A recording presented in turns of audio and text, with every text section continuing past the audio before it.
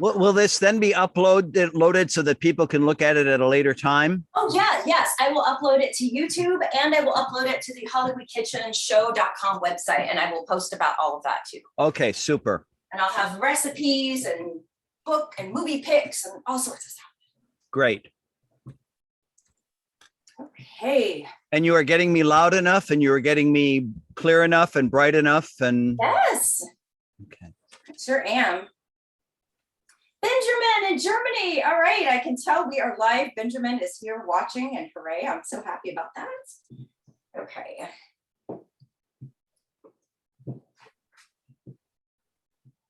All right. It is now 12 p.m. pretty much on the West Coast, so we are ready for another episode of Hollywood Kitchen. I am so excited about this one in particular. Judy Garland is, without question, the greatest all-around entertainer who has ever lived. She conquered every single medium from vaudeville, Broadway, Hollywood, television, concert stages, and we are going to talk about her life, her legacy, her food, and so much more. And I could not be more excited to welcome my special guest today is John Fricke. John Fricke is a Judy Garland expert. He has written multiple books on Judy, many of which I'm going to be pulling up and showing you today. He's written several books on her, produced documentaries on her. He met her and he saw her in concert several times. So, oh my gosh, we have so much to talk about. So, ladies and gentlemen, John Fricke.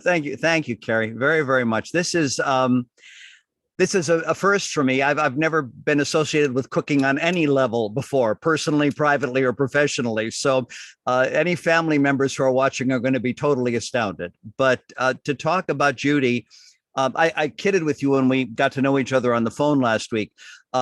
My parents are both gone now. My dad was around for the first couple of books, for the first 3 books, and my mom for all but the last one. And I would bring them home always to my parents. And my mother said the same thing, because as you showed, they're big coffee table kind of books. And my mother would say, Johnny Fricke. I had one 4-syllable name, Johnny Fricke. And she said, Johnny Fricke, I will look at your books. You put them on the kitchen table. I can't lift them, but I will turn the pages. And she said, but I'm not going to read them because you've been telling those stories in the living room since you were 5 years old.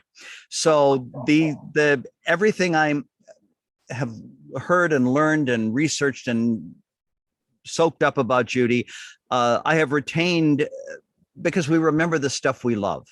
And these things we don't choose them, they choose us. So the fact that this is going to be basically celebratory about her, just 13 days from her 100th birthday, is a huge privilege and an honor and a joy for me. End of sermon. I wanted to actually do this on the weekend of her centennial, but it occurred to me that you are going to be in tons of different places, and we'll talk about that, celebrating Judy. And then also I'm giving several Judy-themed cemetery tours that weekend. So technically we're both very tied up that weekend celebrating Judy as well.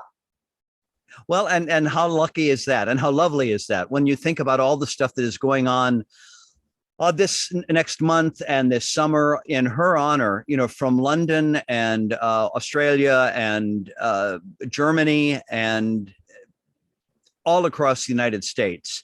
There are film festivals, there are cabaret shows, there is the launch of her fragrance at the Wilshire Ebel on the 10th, and the exhibition Get Happy about her career at the Wilshire Ebel open to the public on the 11th and 12th.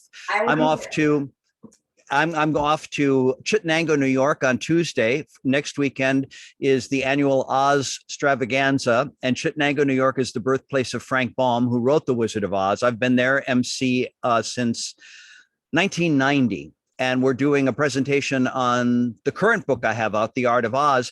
But I've also been asked to do an hour on Judy's centennial, reviewing and celebrating her career. And this is all free and open to the public. Syracuse is the next biggest city. But then the weekend after that, I go to Grand Rapids, Minnesota, to Judy's hometown, and I will be there on her birthday, emceeing that festival and doing 4 different Judy Garland presentations. So, and then Christine Petty and I, great cabaret singer, performer here in New York, are doing something at the Green Room on 42nd on Wednesday after Judy's birthday, and next the Tuesday in between Chittenango and Grand Rapids, Judy's daughter Lorna is doing something here at the Stonewall Inn, and I'm going to be there with her and her husband Colin on that occasion.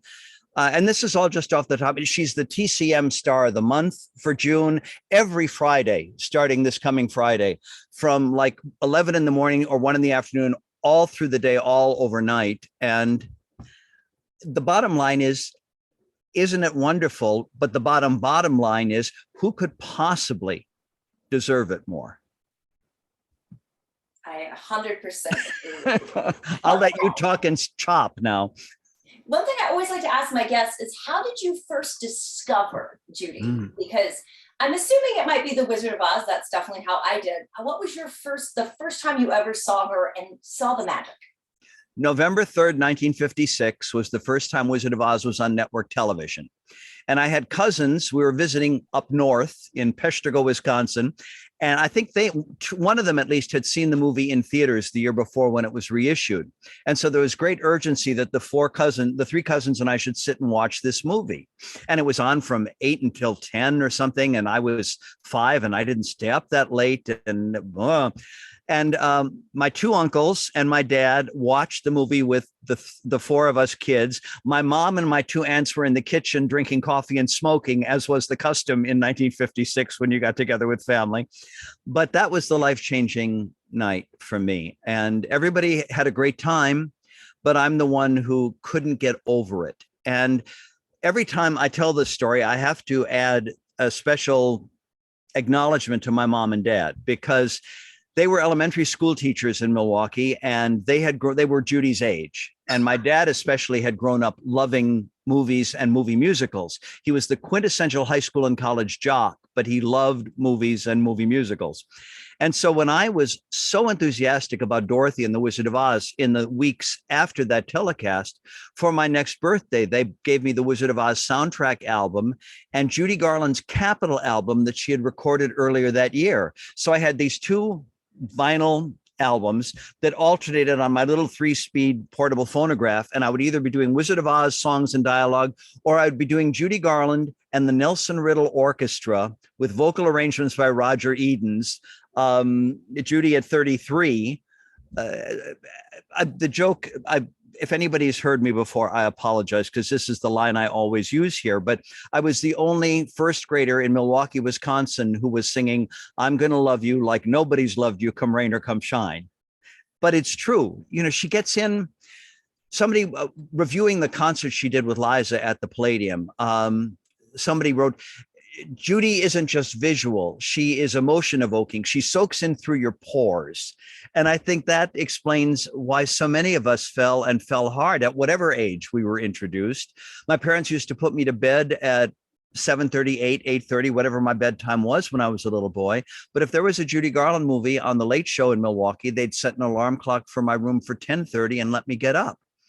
Now, at the same time, I was finding out she had other albums. I was finding out that there were 40 books in the Oz series. It wasn't just that one story and one movie. And so I was set for Christmases and birthdays and Easters. And when I was a good boy, or when my dad went off to play baseball and came back and brought me presents, I got the Magical Mimics in Oz and Ozma of Oz when he came back from Wichita in like 1958, 59. This is the kind of stuff you remember, but I was encouraged, I guess is the point I'm making. And my parents quite rightly felt, what harm can come to anybody from watching Meet Me in St. Louis or Andy Hardy or Easter Parade? And it's a crash course in 20th century entertainment, because she worked with everybody. Her predecessors, her contemporaries, and then the up and comers. So that it was never supposed to become a career. I'll throw that in right now. I never planned to write books or do documentaries or DVD commentaries or CDs, any of that. That all just kind of evolved. But I said to an interviewer last week, because Wizard of Oz is going back into theaters June 5th and 6th. Fathom Events is booking it in 800 theaters around the country because of Judy's centennial. And I was interviewed here by a news reporter on Channel 5 with whom I've done this kind of thing before. And at the end of it, he said, well, what does it mean now? And I said, well, I think, I was never supposed to mean all of this, but if you're going to, I said, how nice it has been to live in the land of Oz all these years, one way or another. So now you have 422 sound bites, and you can edit this down to one of them. No, I will not be editing any of this. So what I wonder is, what was Judy's early childhood like? Because she was born in Grand Rapids, Minnesota, but she was born to vaudevillians. So talk to me about what those early years were like in Grand Rapids and the early years of vaudeville for Judy. Well, her parents, her mother had played piano for silent movies in Wisconsin. Her father came to Wisconsin to lead the sing-alongs while they were changing the reels. That's how they met and got together. And they wanted to tour as a vaudeville act, Jack and Virginia Lee, Sweet Southern Singers. But they were good, but they weren't very good. And so they ended up settling down in Grand Rapids, Minnesota, where Frank Gum, her father, managed the movie theater, and Ethel Gum accompanied the silent films. And then they would get up and do a vaudeville turn because that was something extra for the people in the town. They had two daughters. The two daughters were into the act by the time they were, 5 and 7. And when Judy came along, it was natural that she grew up in a house where the piano was the main piece of furniture in the living room. One of the great things about Grand Rapids is that they have restored Judy's home. And you can see it's a different piano, but it's the same kind of piano. And at the foot of the piano, there's a little stair unit that goes up to a small landing and then goes up further to the bedrooms. Well, that little stair landing in between is where the Gum sisters used to stand and rehearse. And to sit there, and I've sat there to do interviews, I've sat there to sing over the years in Grand Rapids. It's like being back there with them. But the family legend is that by the time baby Gum, Judy, was a year and a half old, she was remembering and could sing on key full songs. Her father sat down one day to teach her and another little girl, My Country 'Tis of Thee. Short, sweet. He taught it to them. Judy picked it up, and everybody who worked with her over the years said this was the amazing thing about it. You played a new song to her once, and she sang it back to you. You showed her a dance step, and she danced it back to you. She read a scene in a script, and she had it. That was part of her great genius. But when Frank Gum was done teaching My Country 'Tis of Thee, and he said, now you little girl, sing it. Judy piped up and carried the whole thing off. And she said she never forgot the fact that her father then called her mother and her sisters in and said, baby Gum is good. And what kid doesn't want to hear that, whatever it is you're doing? And so by the time she was 2.5, she had watched her parents on stage. She'd watched her sisters on stage. She'd watched a couple of other kiddie acts where the kids were not much older than she was. And her middle sister, Jimmy, remembers they saw an act like that at the Gums Theater in Grand Rapids. And Judy said to Jimmy, can I do that? She was all ready to get up there. And so Christmas Eve, 1926, she joined the act and never stopped. There was then the three Gum sisters, half a dozen bookings, then 12 bookings a year. Then they moved to California when Judy was 4. And the father took over a theater in Lancaster, California the next year. And the girls made a hit in Grand Rapids. They made a hit in Lancaster. The mom started taking them into LA for training, for movie auditions, for radio, local radio. It was not a nonstop performing, because she did go to elementary school. She did do school plays, but the weekends were pretty much all about work or looking for work or training for work, which rankled her to a certain extent. She wanted to stay home. She loved getting up and singing, but she didn't like going and auditioning. She didn't like singing to people who weren't giving her the love back that she was putting out there. Tony Bennett, we interviewed him for a PBS documentary a couple decades ago, and he said one of the main things he learned from Judy Garland was that it's a cyclical thing. The more a performer gives, the more the performer gets back, which enables the performer to give more, get more, give more and more. And I think that's why her talent and her performing was always so pure, in that she just gave of herself. It left her totally unprotected. as a human being, unfortunately, because she gave of herself like that to everybody, personally and professionally, and trusted everybody. That's another whole saga. But the bottom line is that she was incapable of withholding. Yet when she performed, you never ever got the sense that she was, I don't want to drop in any other names, but that she was grabbing for you and grabbing for your attention, and that you had to pay attention, and that it was like, geez, no, it wasn't forced. No, she was making love to the audience and getting love back. And that's how she went through life. And her father died shortly after she signed with MGM. And I believe she said that was one of the most pivotal and devastating times in her life, because he believed in her. And I think that from what I've read, that love was very pure. It wasn't based on her talent or her ability to earn money or other factors. No, I think her father had the same kind of emotional constitution that Judy did, that he was a great singer from all accounts, had a very good voice. He was a born entertainer. He'd left school to go out on the road as an entertainer, traveled as an entertainer. And it was always that embrace. And of course, having a little girl who wanted nothing so much as to be embraced was a glorious thing. And she signed with MGM, I think, at the end of September 1935, and he died the third week in November.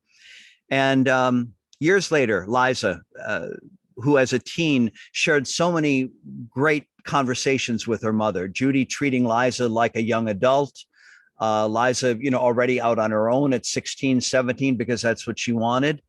But when they would talk, Liza said very tellingly, I once asked Mama, how did she feel when her father died when she was 13?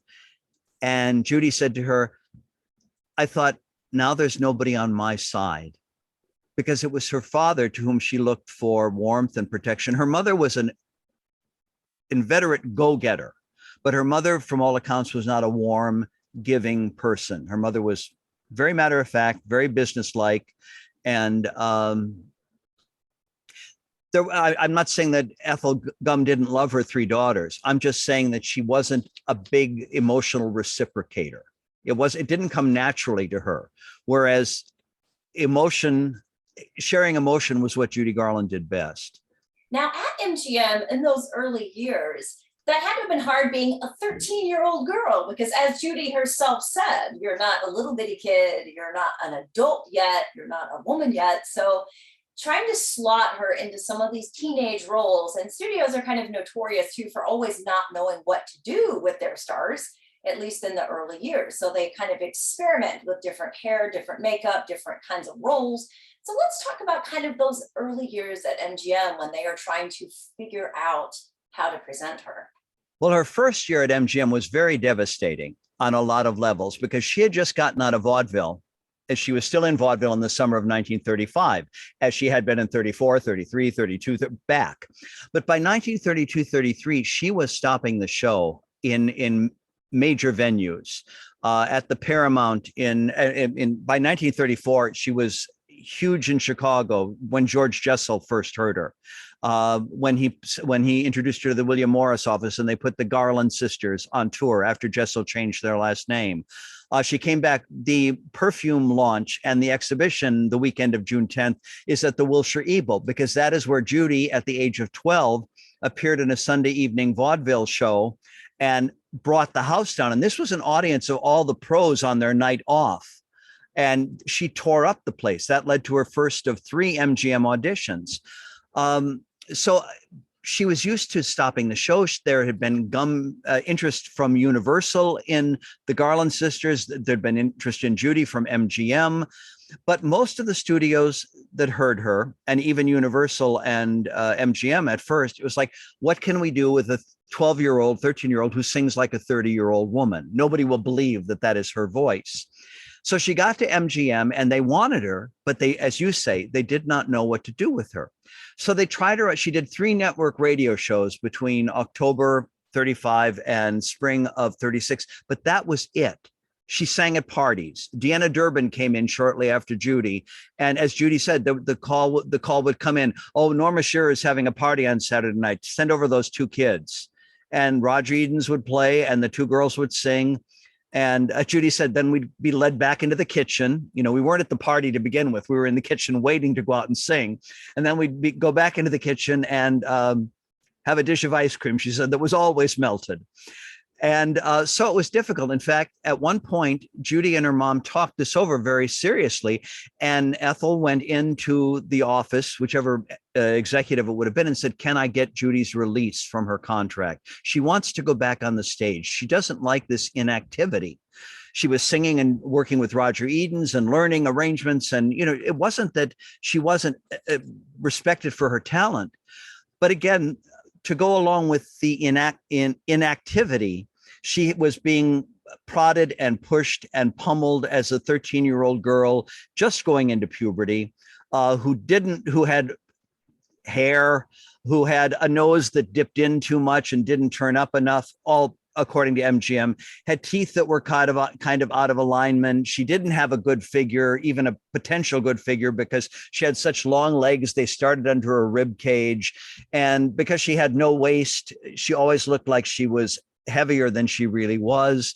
And when you're 13, it's hard enough for anybody at 13, female or male, to go through those transitions. But when you're being poked and prodded, and then Lana Turner comes to the studio school, and Anne Rutherford is already there, and Betty Janes comes in, and these are all more typical ingenues. No one in the world could compete with people like that. Well, and she was made to feel she had to compete physically, where that had never been a problem before. She was adorable on stage. She opened her mouth and the people fell down. So it was difficult. And then MGM loaned her out for her first feature to Fox for Pigskin Parade after she'd been at the studio for a year. And but it's funny, there was an editorial comment in summer of 36 in the Hollywood Reporter, just random little bits of commentary and news that said, the single greatest talent in Hollywood is going to waste at MGM, Judy Garland. Everybody had heard her at benefits and around town, and they thought, why is Metro not doing anything with her? And Judy later told, you probably know of, if you don't know him personally, you probably know Miles Kruger of the Institute of the American Musical. And he spoke to Judy a year before she died. They ran into each other, and he asked her the kind of questions that nobody else thought to ask her about her career, you know, which is what I always wanted to talk about. And he said, why didn't you do anything at Metro? And she said, Miles, L.B. Mayer really liked me. I was a pet to him. He really thought I had something.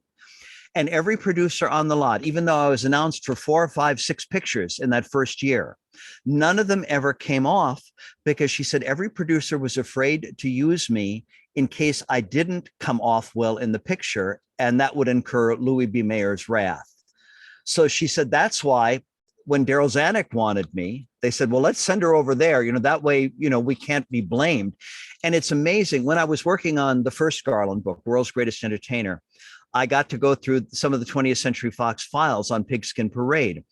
And she was a character written in to that film. But it was like in the script, you think, here, we don't know what she's going to sing yet, but here Judy gives out with a rendition that will, you know, blow them away. It wasn't that phrase, but, you know, that will devastate everybody, that'll thrill them. They knew what they had. And they said, no, we'll just let her be Stuart Irwin's kid sister. And she won't come in till 2/3 of the way through the picture, but then she'll have 3 songs, boom, boom, boom. And that got good reception. She was getting great reception on the radio. She became a regular on Jack Oakey College, but it was the Gable birthday song. Again, Roger Edens and Ida Koverman, Louis B. Mayer's right hand associate, they were always trying to get him to pay attention to Judy. And he was mad that they'd lost Deanna Durbin, and he was not interested in, you know, a 14-year-old girl. But Roger and Kay said, no, we'll have her do the entertainment at Gable's party. And Roger wrote Dear Mr. Gable as a lead into You Made Me Love You. And that devastated, you know, they were all on the set of Parnell, Gable's Picture After Lunch, Gable, Myrna Loy, Joan Crawford, the Barrymores, everybody. And this little girl tore it up under those circumstances. They booked her to sing that night at a benefit, I think either at the Macombo or the Trocadero, and it was a benefit for flood victims, and it was all top-notch vaudeville people. Eddie Cantor, Burns and Allen, Sophie Tucker, that caliber of people. Judy did the Gable song and walked off with the evening. And that's when they said, and she's got a part in Broadway Melody, but now we're going to put that song in also. And that gave her her first record hit. It gave her her first song identification with the public. And then all of a sudden, from autumn 1937 until between September 1937 and September 1938, she made Thoroughbreds Don't Cry, Everybody Sing, Love Finds Andy Hardy, and Listen, Darling. And during Love Finds Andy Hardy and Listen, Darling, she was also testing costumes and wigs for Wizard of Oz. So once the ball, it was the snowball that became an avalanche, we always say. And the extraordinary thing too about Metro's faith in her. Now they had gotten great feedback from those 6 first pictures with always songs and supporting roles and then more principal roles. But to cast her at 16 in what was first a $1.2 million musical, then a $1.7 million musical, then a $2.5 million musical, then a $3.2 million musical, then ultimately a $3.7 million musical. At 16, in color for the first time, the script was written for her, the songs were written for her. The Shirley Temple myth is very, very much exaggerated. And people always say, well, that's when the trouble started. No, they were already worried about her weight, no question. But she was not being force-fed medication. She was eating healthily. In fact, if you look at The Wizard of Oz, she's a little bit thicker around the middle in that than she is in almost any other of the early films. The blue and white checks don't help, obviously. But she... so many of the people who worked on Wizard of Oz were interviewed about Judy right after she died, because that's when all the first biographies were being researched.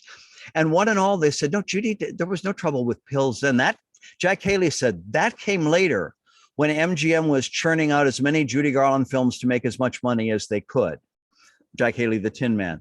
But he said, no, she was so excited about doing Wizard of Oz. She knew what a break it was. And it was the break she had been waiting for 3 years. So. And speaking of diet, I want to talk about, it's funny. I've been so engrossed in our conversation. I'm like, oh, wait, I'm supposed to be making something. I apologize. You're supposed to shoot me down, for heaven's sakes. No, it's my bad. I was just like, oh, crap, there's food in front of me. I'm supposed to cook. Okay. So let's take a cooking break. And then after we make this, we'll get right back into our conversation. We only have 30 more years of her life to go. That's right. It's a lot. This book comes to me, by the way, a huge shout out to Marnie Rafter, who gifted me this incredible book called What Actors Eat When They Eat, which was Marilee Bradford gave you that book? Marnie Radford. Oh, okay. I'm sorry. Radford. Okay, sorry. I thought you said Marilee Bradford, who's a good friend of mine. No. This is a Judy Garland recipe in this book for vegetable salad. And I'm going to read to you what it says here that they attribute to Judy. I like a nice crispy vegetable salad, but I didn't always like it. Then one day my mother discovered the right combination with just the right dressing. And now it is my favorite type of food. It is so easy to make that if mother doesn't happen to be around, I go in the kitchen and whip it up by myself. Oh, I almost forgot something important. That is to mix the salad and dressing together with your hands. It makes a big difference because when you use a wooden fork and spoon for mixing, you just can't feel where the dressing misses touching some of the salad. And that is very important. When your hands are nice and clean, it doesn't make any difference anyway. Here it is. Now be sure to try it, especially if you think you don't care for vegetable salads. This one is different, honest. That actually does sound like something she would say. Like, exactly. I can buy that. Okay. Now I'm just making this for one as usual because I'm by myself here. Okay, so let's see. Let's make the dressing first. And again, this is going to be a scaled down version of the dressing. So we have olive oil. All right. We have a little bit of vinegar. I've never made a dressing like this before, so we'll see how this comes out. Okay. Tiny bit of vinegar. Okay. A little bit of salt. All right. Plenty of paprika. I'm not sure what plenty means, so I'm just gonna kind of. Put in some, you can always add some. You can't take it out. That's a great point, by the way. Okay, 1/2 clove of garlic. I'm just gonna do a miscellaneous amount of garlic based on what I could get out of my garlic press. And a little bit of sugar. Okay. Now, she says mix all of this with your hands. I'm gonna mix it with a whisk for the salad dressing. I hope that's okay. Well, I think she was only talking about mixing the salad with your hands once the dressing is on it. Okay, so hang on. I'm gonna add a tiny bit more of the oil to it. Okay, let's see. Add a little bit more of the oil. That's olive oil? This is olive oil, yes. See, if I when you got up to go, I could have sung the Popeye song, but you were spared that. Good. All righty. Now, let's see. Shake the mixture well, set it aside, then shake it again. Do this 3 times so the flavor gets everywhere evenly. All right, so I'm trying to shake it here. Okay. That's the first time. I'm gonna count. Okay, so we have the lettuce hearts. I think these are lettuce hearts. Okay, lettuce, cubed celery. All right. It's all stuff I love. Watercress. Let's dump a mess in here. Okay, 2 sliced tomatoes. Okay, forgive me, Judy, I don't have any olives. Oh my gosh. Okay. Let's see. So we're gonna skip the olives because I forgot to get them. All right, green peas. Where are my peas? Oh, I think here they are. Okay. Samantha Ellis, by the way, who also does a ton of celebrity recipes, and she's great. She has made this before, and she told me to make sure not to use canned peas because they don't taste right. So I took her advice and I got fresh snow peas from the store, and I kind of just deshelled them myself here. So we're gonna add the peas. Okay, we're gonna add the grated carrots. You better. What is that? We added the grated carrots. Yes. Okay, and then we're gonna add the chopped endive, just right here. Okay. What is endive? What kind of vegetable is that? Is that a lettuce family thing or a? You know, to be honest, I am not a huge salad person. I know that sounds insane for an LA person, but it's just not my thing, and I don't eat them that much. I kind of make myself from time to time. But it said endive, but it looked like this, and it was kind of yellowy looking. It looked like a yellow piece of folded up lettuce. So that sounds like it makes sense. Yeah. It said endive, so I bought it. You better stir your dressing again. Yes. All right, shake it up here again. Okay. All right. It says, then you eat it and you'll say it tastes swell. And mother says it's healthy too. Okay. Well, if it doesn't sound exactly like Judy, it certainly sounds like Betsy Booth or Pinky Wingate or one of those characters that Judy, oh gosh, what was her name? Judy Belair, all those early MGM ingenue types. Exactly. Okay, so this is what the dressing looks like right here. I don't know if you can see that. Yes. All right, so I'm gonna pour it on top of the salad. Okay, and I guess, John, Judy says I gotta do it. I wish you would. All right. Because if you don't do it that way and you don't like it, then you cannot claim that it's not any good because you didn't follow the rules. Exactly. All right, the hands are clean. Here we go. I can't believe I'm doing this, but wow, okay. All I can think of right now is the scene in Easter Parade where Judy and Peter Lawford go to the restaurant and Jules Munchin does the whole pantomime about making a salad. And it's a stage wait, no question. And Metro was giving Munchin that showcase. And some people object to it. They say, why are we sitting through this? But once you can enjoy him once or twice, but for the rest of the time, I just watch Judy because her reactions to him are so real and so natural. And she is laughing and having a good time. Everybody always says what a great laugher she was. And that's an indication of it, even if it is on camera. Well, I think she had a great sense of humor. That's something that people really do not talk about. All right, so I have never done a salad with my bare hands before. It's the first. Okay. I would die if I got salad dressing and oil all over your books. So I'm going to try really hard to have that not happen. Okay, so ladies and gentlemen, here is what Judy Garland's vegetable salad looks like. Cheers. Cheers. I think this looks nice and colorful. Okay, so now that this is done, I can somewhat relax here. And I want to talk about some Judy Garland myth busting, because I think there's a lot of it to be done in all of our conversation. There's so many myths that persist about her life, her treatment at MGM, so many things. So can you start with just busting some myths for us here? Well, I did it indirectly when we were talking about The Wizard of Oz a few minutes ago, about because the myths started while she was alive. The myths multiplied because it was just easier to talk about scandal and conjecture and negativity until she came back again, and then everything was fine. I mean, it was just, as she said, I was either high on the top of the mountain or deep down in the valley, according to the press. But the internet and social media have been very, very wonderful for many things, but they've been very detrimental for others. And one of them is,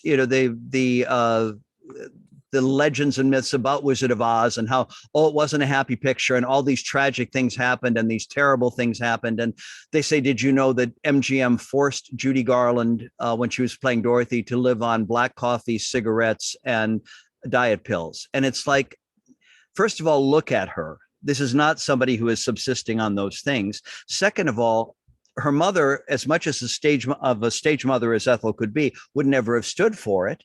And there isn't anybody who would have thought that that would have been healthy.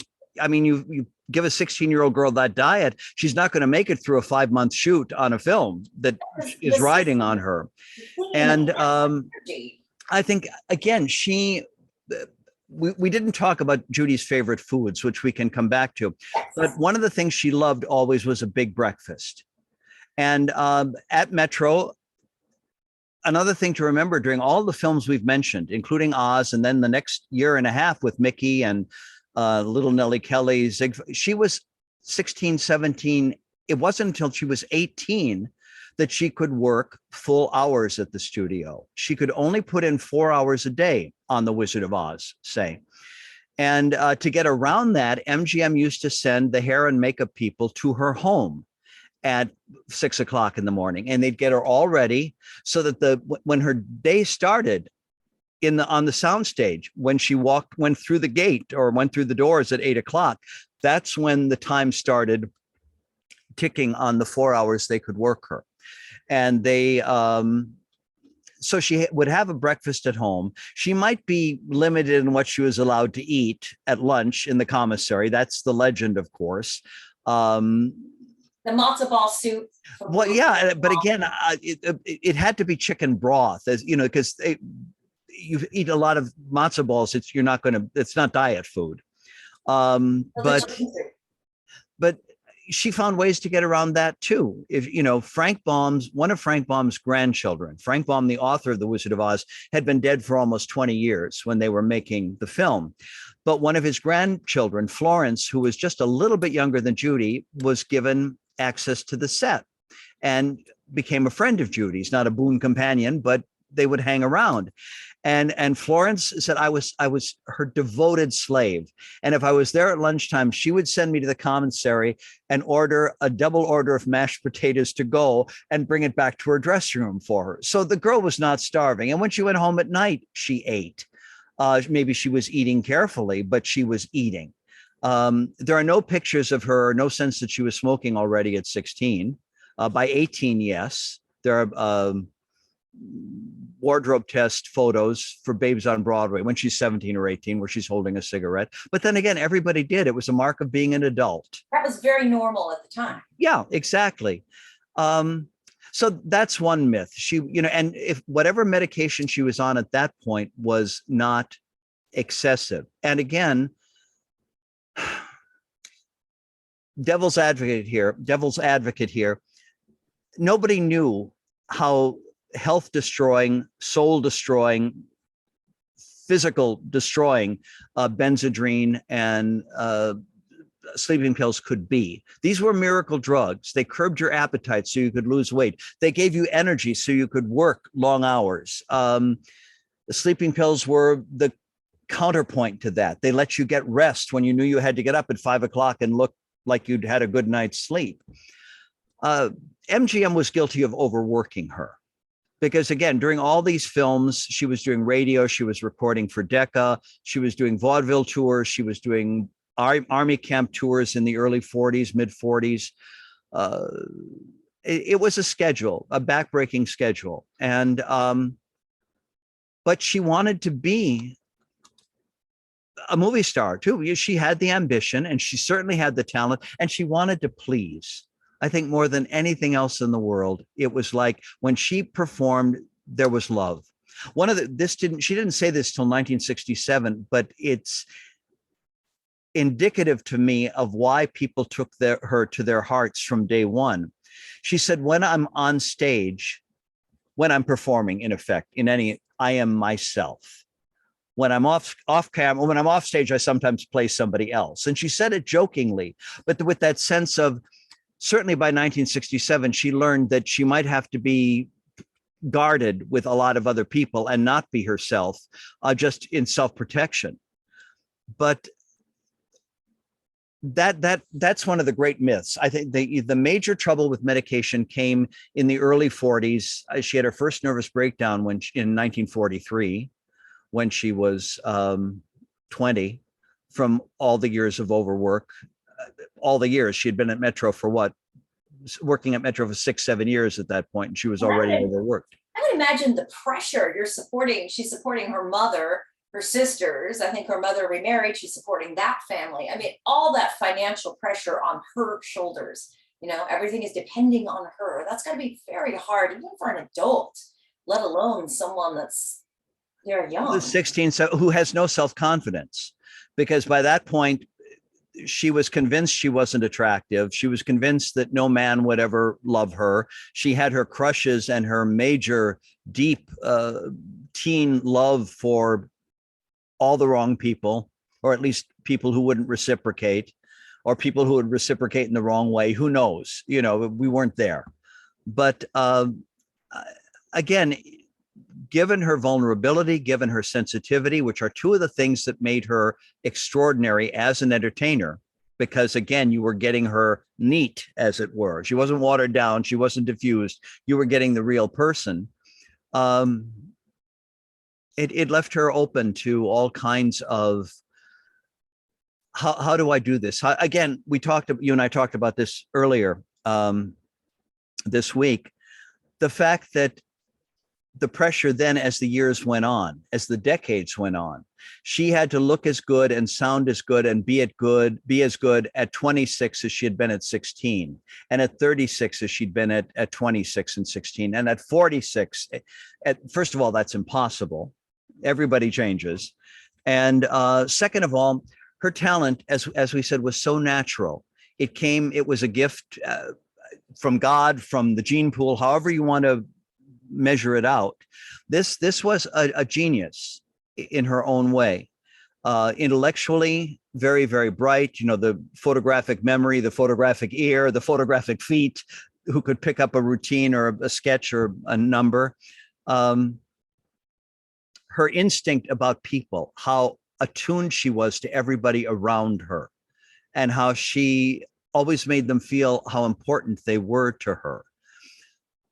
This was an extraordinary package. And the fact that she had all of this And it came naturally. I got lost there for a second. It came naturally to her. It was the real Judy Garland, the real Frances Gumm. She started to doubt it, along with everything else she doubted about her desirability. I've got to go out there now. I've got to leave my dressing room and go on the set, go on the stage, go in front of the microphone, and I've got to be Judy Garland. I don't know how I do that. I don't know how what button do I push to go out there and make sure my voice is good? My don't forget the steps. I don't forget the lines. All of that was weighted on her. And yet, now for the last 7-8 minutes, we've talked about the things that were weighted on her and the pressures. And yet, from every year of her life for which there is a performance record, from 1929, when the Gumm sisters made their first short film, up to the recordings in 1969, where she is still selling the hell out of every song, some nights in good voice, sometimes in not such good voice, but that was par for the course.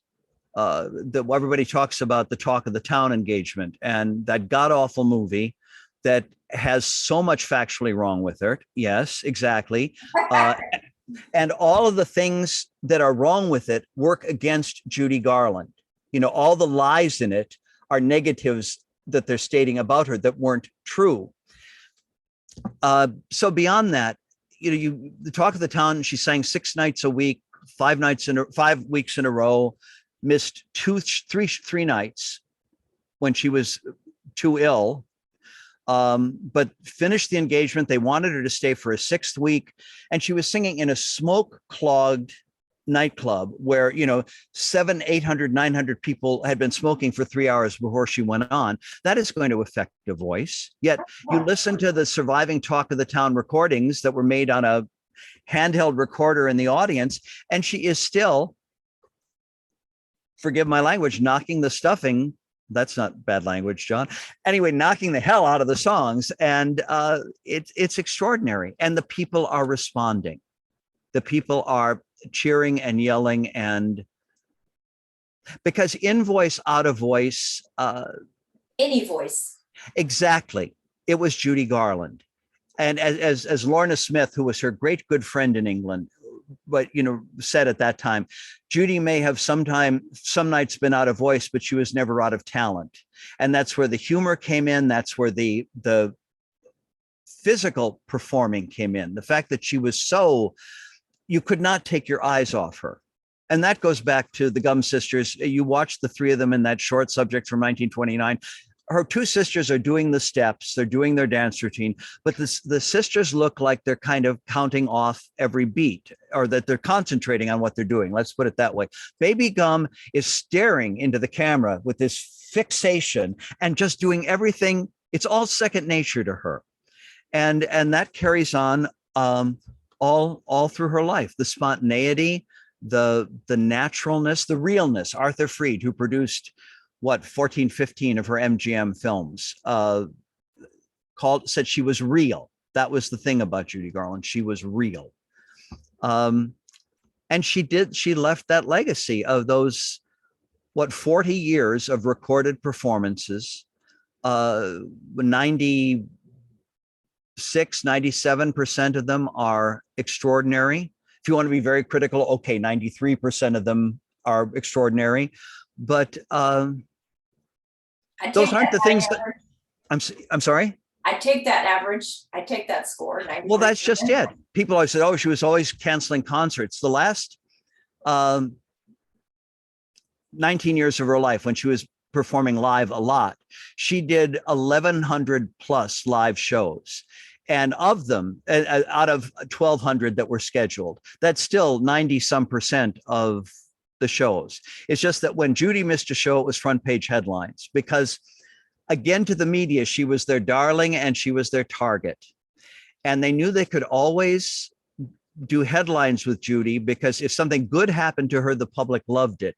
And if something bad happened to her, the public would go, "Oh, imagine Dorothy Gale, not showing. Imagine Dorothy Gale getting married again. Imagine Dorothy Gale getting another divorce. I mean, it was a no-win situation. It really was. Yet she went out there and she knocked it out of the park time and time and again. You can see some of her latter day TV appearances where, as Randy Henderson, who's a journalist friend of mine, years ago wrote a great piece on her for Emmy Magazine, where he said in her TV appearances after the series, so from 64 to 69, he said, you might find Judy in good voice, you might find Judy in good shape, you might find Judy looking great, but it was harder and harder to get all three at the same time on TV, because TV was a lot more challenging to perform to a camera, knowing millions of people were going to see it, as opposed to the people in the theater where you could kind of ad lib your way around and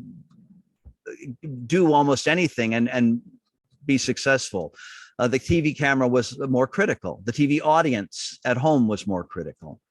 But again, you see her in the clip singing What Now My Love and Just in Time on the Perry Como show in 1966. Or a month later on the Sammy Davis show when she's got laryngitis, but she sings Give My Regards to Broadway, and she is all over the arena staging, and the audience is applauding through the whole last minute of the song. You see her on The Tonight Show 6 months before she died in nothing resembling rich voice, but strong voice when she needed it, and dramatic sing-speak when she needed it. She sings a song written by John Mayer, a new song called It's All For You. Now, it's a love song, but when she sings it on The Tonight Show that night, and hair is perfect, the makeup is perfect, little black dress, red scarf, she looks fine. She's not in great voice, but she acts that song, and it's like 6 months before she died. She didn't know.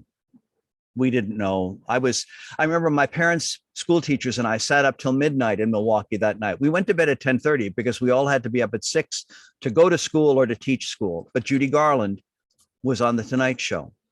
And I remember sitting there in my bathrobe and pajamas, and I could physically feel my heart beating as she sang that song, because suddenly it was a declaration of Judy Garland's life to everybody who had ever watched her. The last lyric, the end of the lyric is, when life is through, when all my days are done, by every star above, it's you I love, the only one.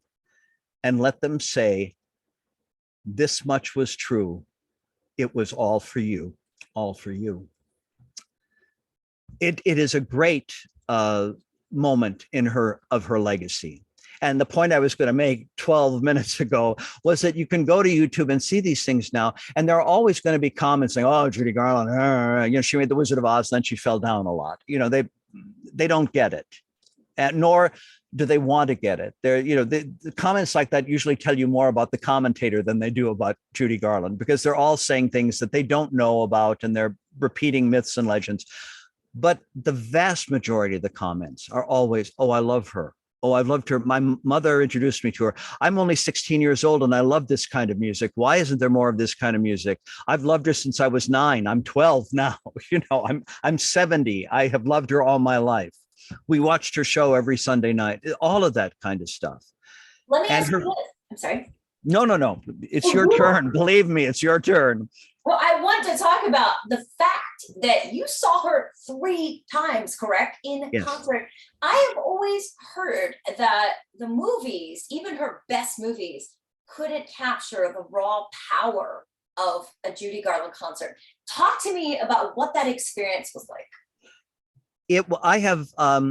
I saw her once when I was 14 and twice in 2 nights when I was 16 in Chicago. That's as close to Milwaukee as she got. The Garland sisters played Milwaukee in 1934, but I wasn't around. Everything you've heard about Judy Garland live is true. The amazing thing, I'll again play devil's advocate. The astounding thing is that in her films and in her TV appearances, you get a sense of that. She absolutely turns those cold mediums of film and videotape into hot, electrifying experiences.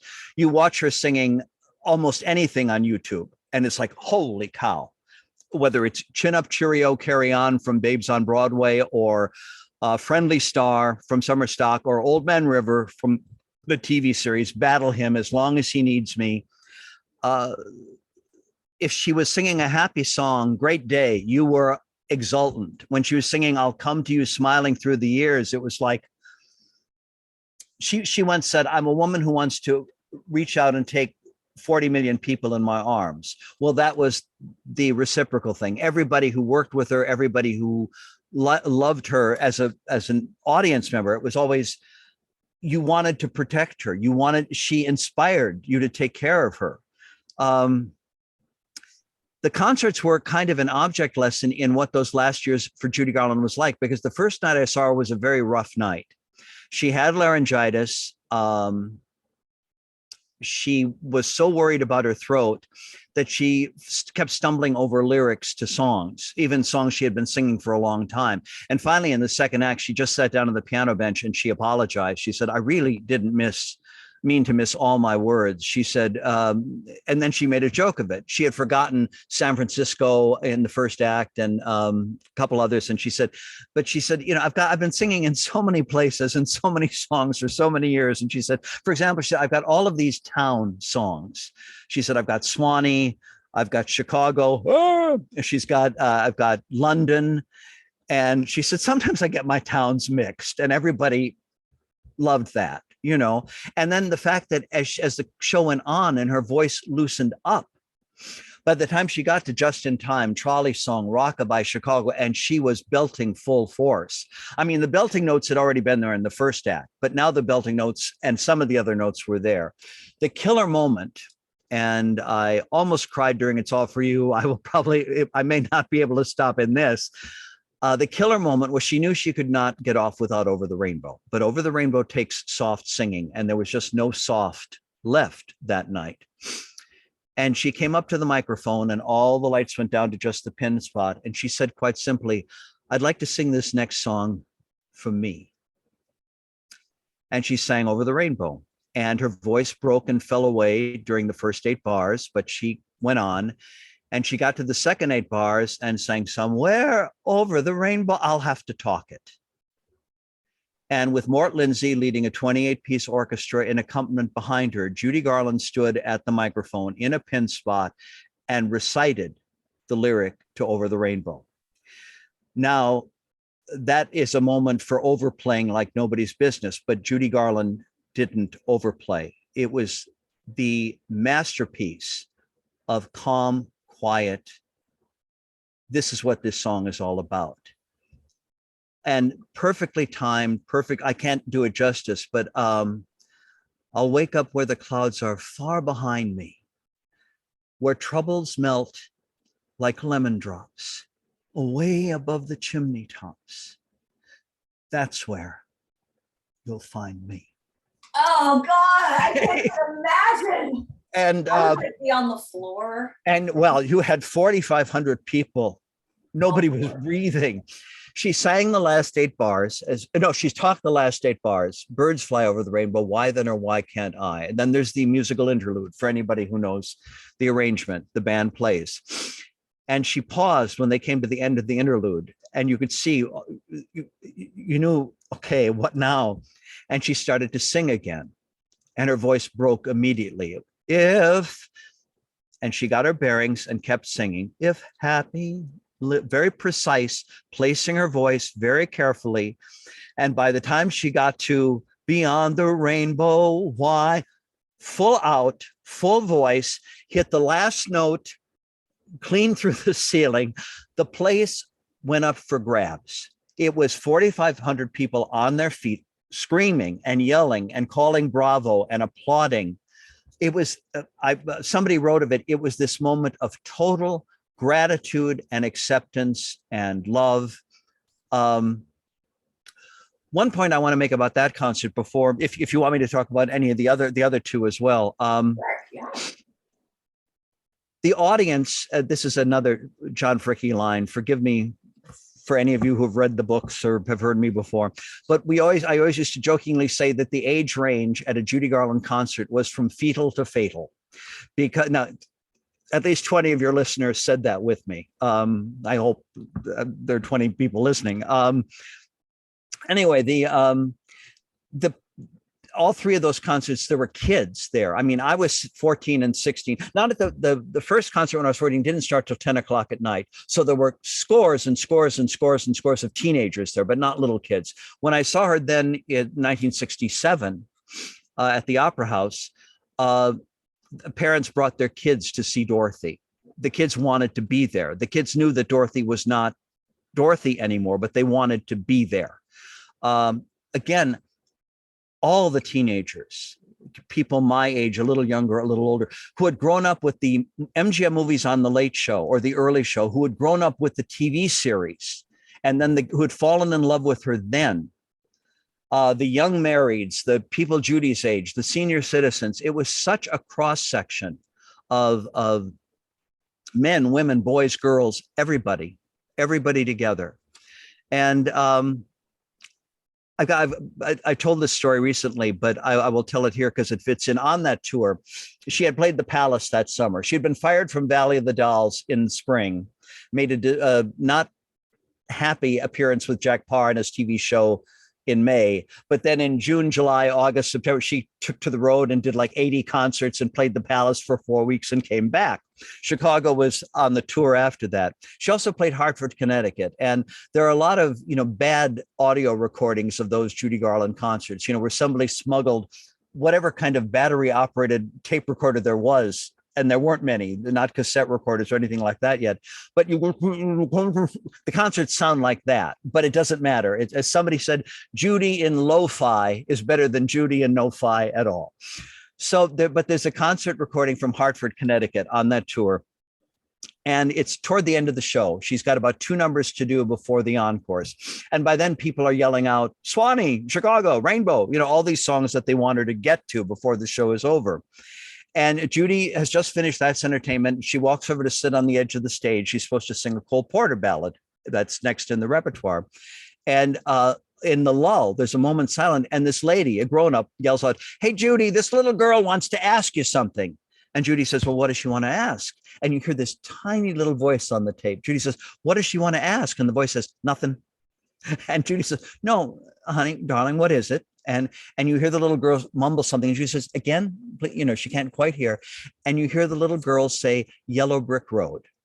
This little girl has heard everybody yelling out all the songs they want Judy Garland to sing.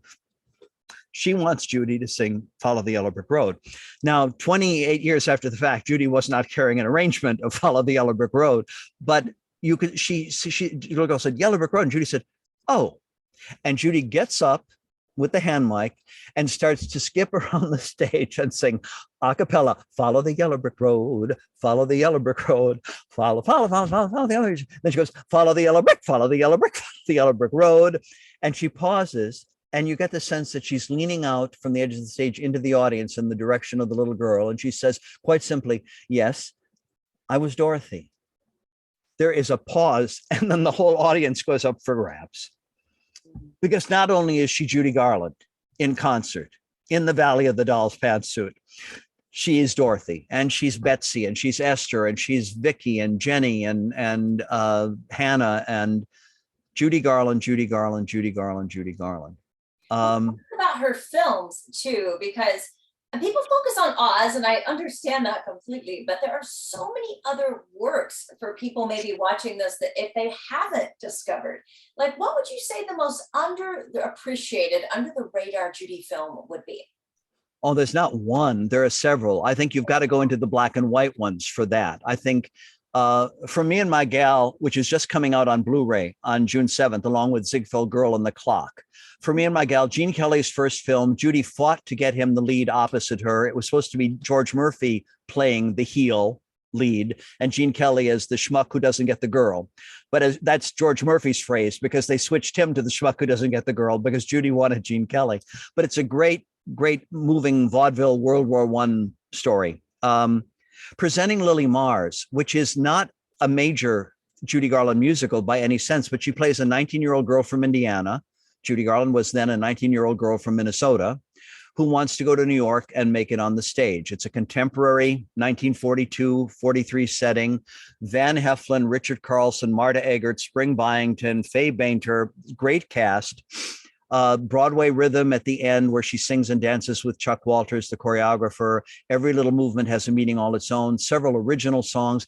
Is it major? No. Is it Meet Me in St. Louis or Easter Parade or Stars Born? No. But it is so long on charm and wonderful performers and a script where Judy replaces the temperamental leading lady, the opera singer, in the Broadway musical. But after the dress rehearsal, the producer, whom she loves and who loves her, says, I'm sorry, you're not ready. And it makes perfect sense because Judy Garland, as the hot swing singer and the ballad singer, could fake her way through an operetta, but it wouldn't be Judy Garland. So she doesn't get to open in the Broadway show. But it all ends well, of course, because it's MGM. But it's funny, Liza said in an interview with a friend of mine, when asked, okay, what is your mom's favorite movie? And she said, well, I should say Meet Me in St. Louis because, you know, my dad directed it too. She said, but I love presenting Lily Mars. So that's one to look into. I think The Clock, her first straight dramatic picture. Girl Crazy, she did 4 big musicals with Mickey Rooney. Girl Crazy is the last of them. It has a Gershwin score. And finally, there's a Judy Garland, Mickey Rooney movie where he is pining for her and not the other way around. And she looked in Lily Mars and Girl Crazy were made pretty much back to back. She never, ever looked more beautiful on the screen as a young woman as she does in those 2 movies. The weight is good. The costuming is good. It's all contemporary again. So those are things I would look into. And then for people who want the dramatic Judy, A Star Is Born speaks for itself. But her last film, I Could Go On Singing, where she basically is playing herself, an American concert singer who goes to London to appear at the Palladium.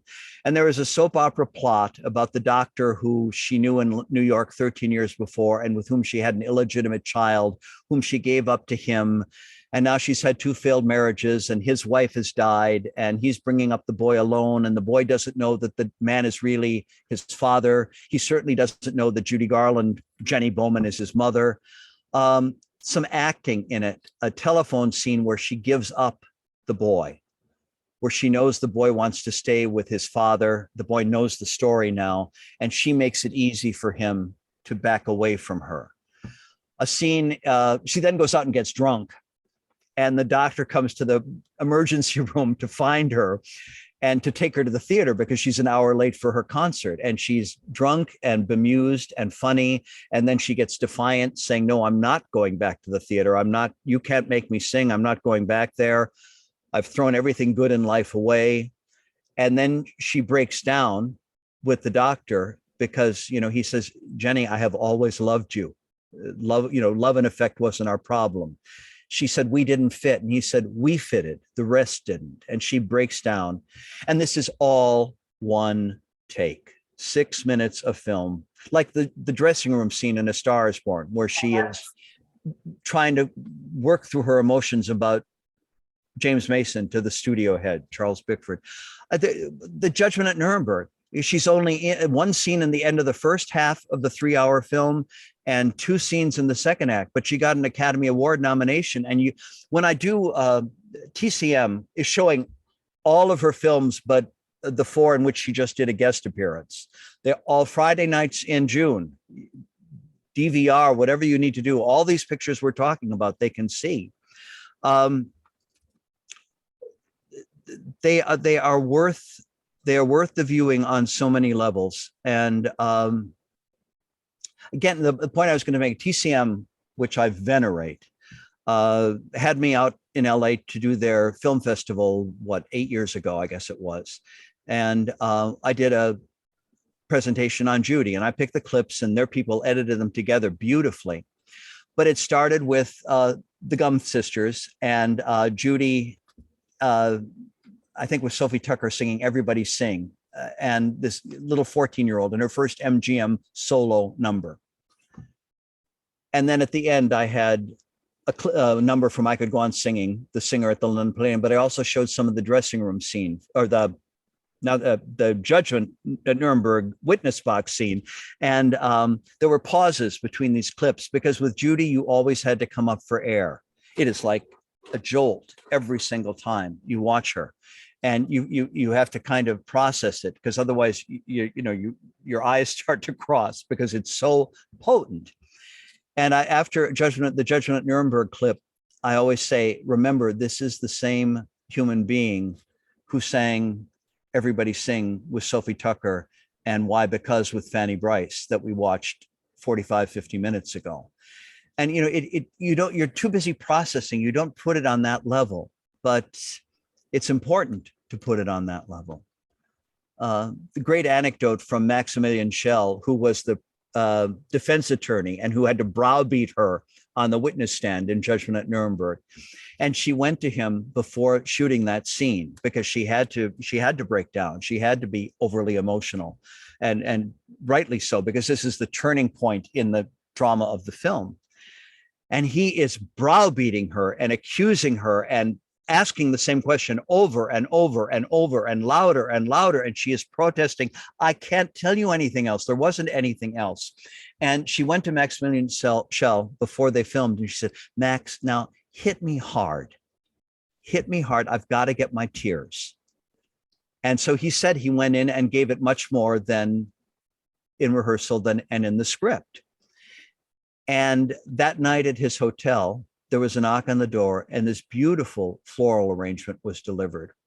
And there was a little note with the flowers that said, thank you for being so mean to me, Judy. I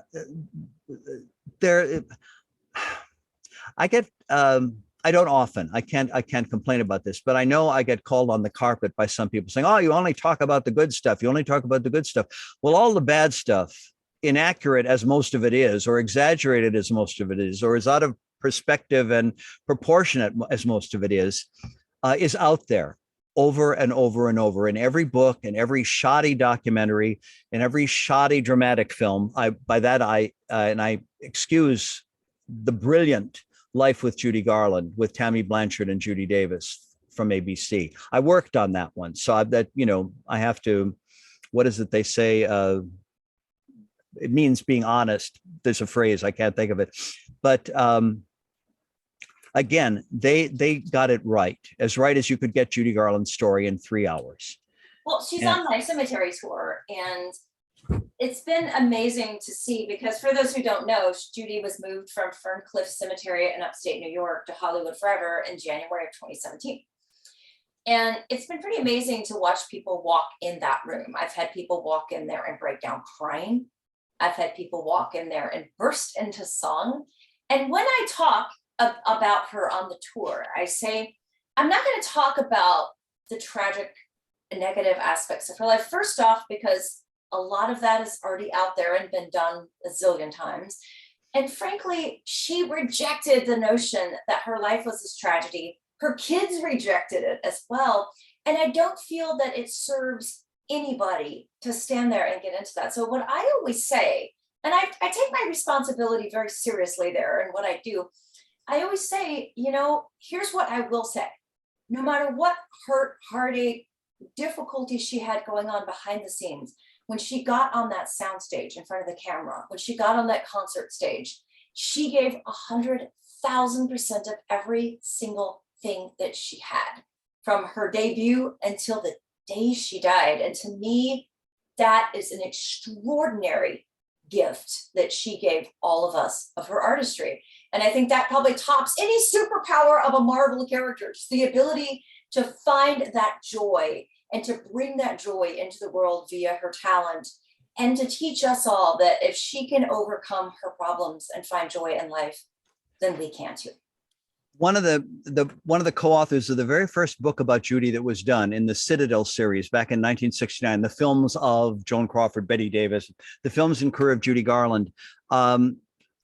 The night after she died, Barry Gray here in New York had a radio show where, like 3 hours, where he talked to Judy, one of Judy's publicists, Judith Crist, the film critic, Rex Reed, and one of the co-authors of that new book.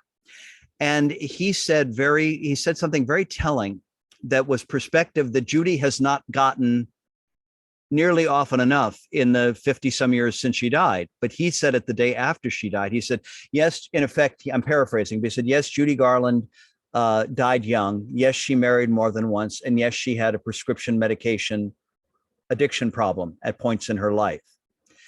He said, but there are all kinds of people who marry more than once, who unfortunately die young and have severe addiction problems. I'll interject the God bless them here. God bless these people. That is all they are able to do with their lives. Judy Garland had those problems and did 34 feature films, 1,100 concerts as an adult, 80 singles for Decca, 12 albums for Capitol, 30 of her own TV shows, 30 other guest appearances, well over 200 national radio shows. And that was all just from age 13 on. From age 2 unto 13, she and her sisters did literally hundreds of vaudeville shows and local radio shows. And that's why the woman is important. You mentioned joy too, and I wanted to say something about that. As I say, even the challenging concert, the first one I saw in 1965, again, when she was hitting on all cylinders, you could not measure the joy in the audience. It was palpable, it was tangible, the air was thick with it. It wasn't tragic, it wasn't sad.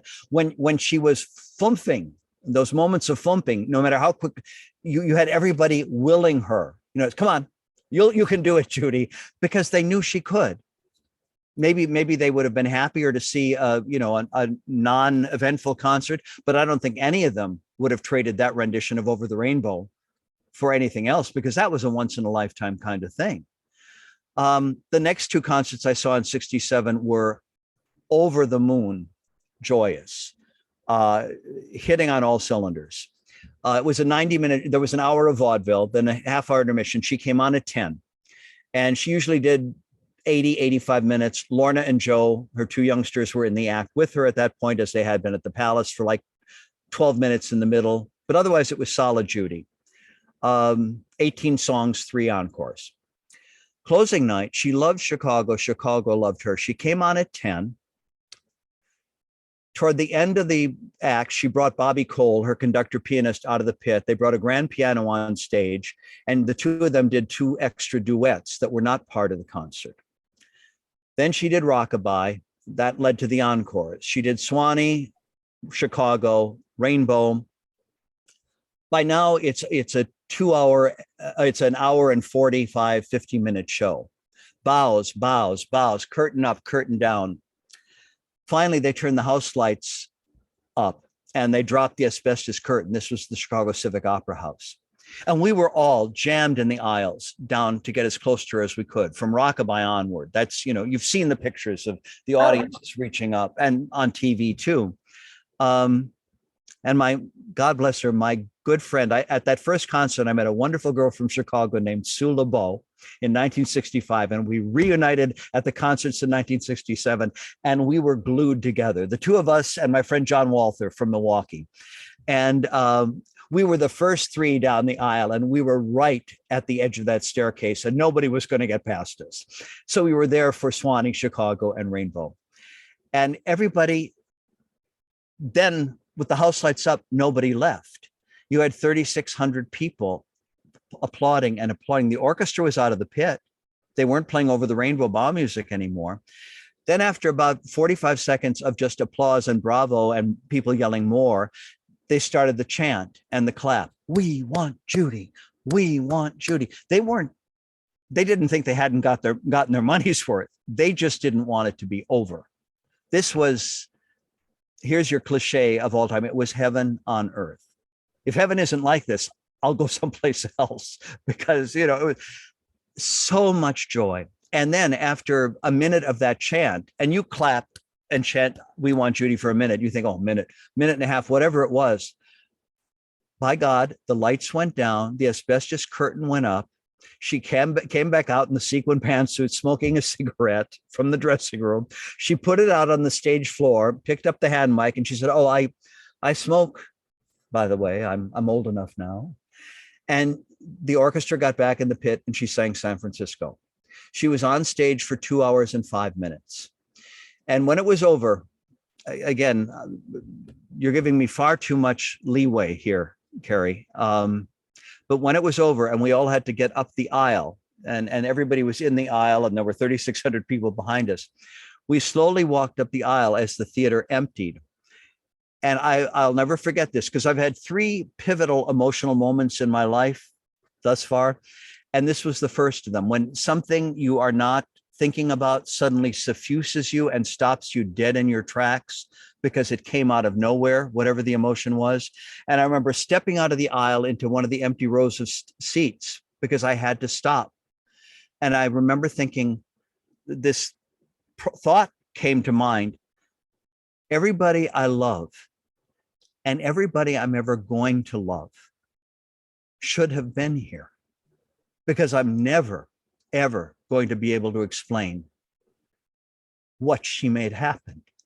That it doesn't get better than this.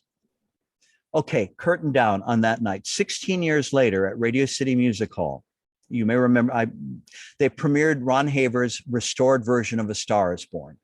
The 2 missing musical numbers, as much of the footage as they could find, with an intermission, $150 down ticket, Lillian Gish there in the audience, James Mason on stage, Sid and Lorna and Liza in the audience, Helen Hayes, Comden and Green, Mike Nichols, every celebrity in New York on a hot July night at Radio City Music Hall, jammed to the rafters.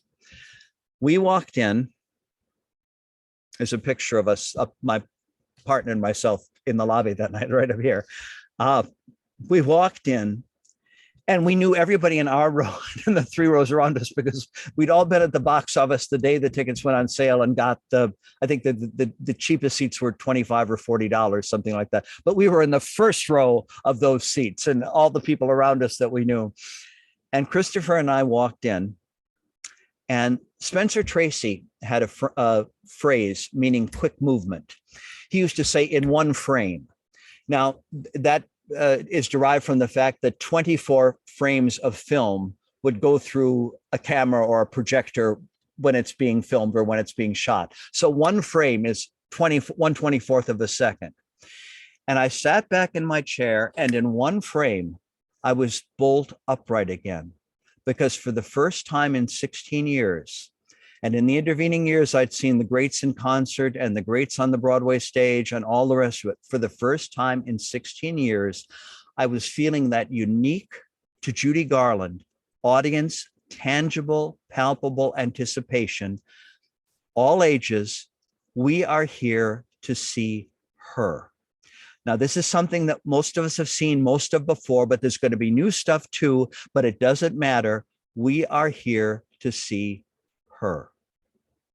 And when it was over, and this has happened again and again, I was privileged to program the Summer of Judy here in New York in 2011. Virtually all of her films were shown by the Film Society of Lincoln Center in the 60s. And at the same time, the Paley Center, Barry Monish, my buddy, said, you got to come and do it for Judy here too. So there were 22 different TV evenings, 11 compilations, each shown twice, and all the films. And I should have had a bicycle, because they let me introduce these. And every night when they were over, the people wouldn't want to leave. They'd leave the theater, they'd leave the lobby if they had to. Radio City, the night of A Star Is Born. They all just wanted to stand around and talk about Judy Garland. It's total strangers. We all went out to dinner at one of the few restaurants here in Times Square that was open at 1 o'clock in the morning. Everybody in that restaurant had the Star Is Born souvenir program. We had 4 people sleeping on the floor here that night because it was too late for them to get back to Connecticut and New Jersey. Oh, wow. But, and these were all people younger than I was. I mean, I was then, 35. Christopher was 30, 25, 24, you know, and these were all people in their 20s.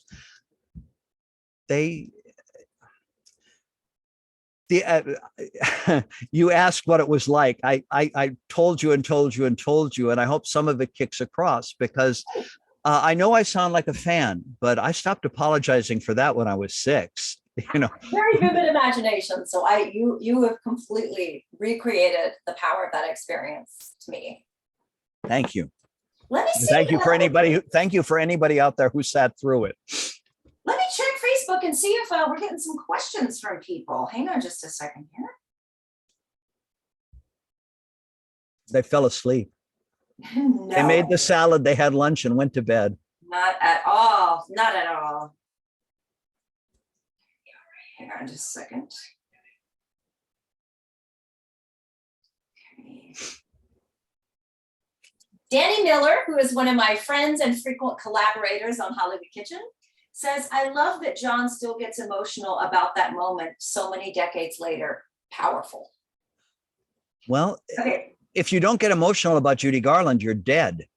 Danny Miller, I have never cried this much during a Hollywood Kitchen episode. He cried. I'm not laughing at you, Danny. I'm kidding. He didn't. I'm not laughing at you, Danny. Thank you for that. It's her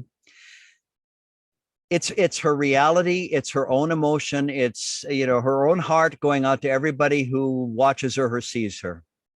Yes. And I read another author, another writer once referred to something as having a writer's memory. And I do not know if I've got that, but I certainly to a certain extent must have, because I remember so many of these things that were so pivotally important to me.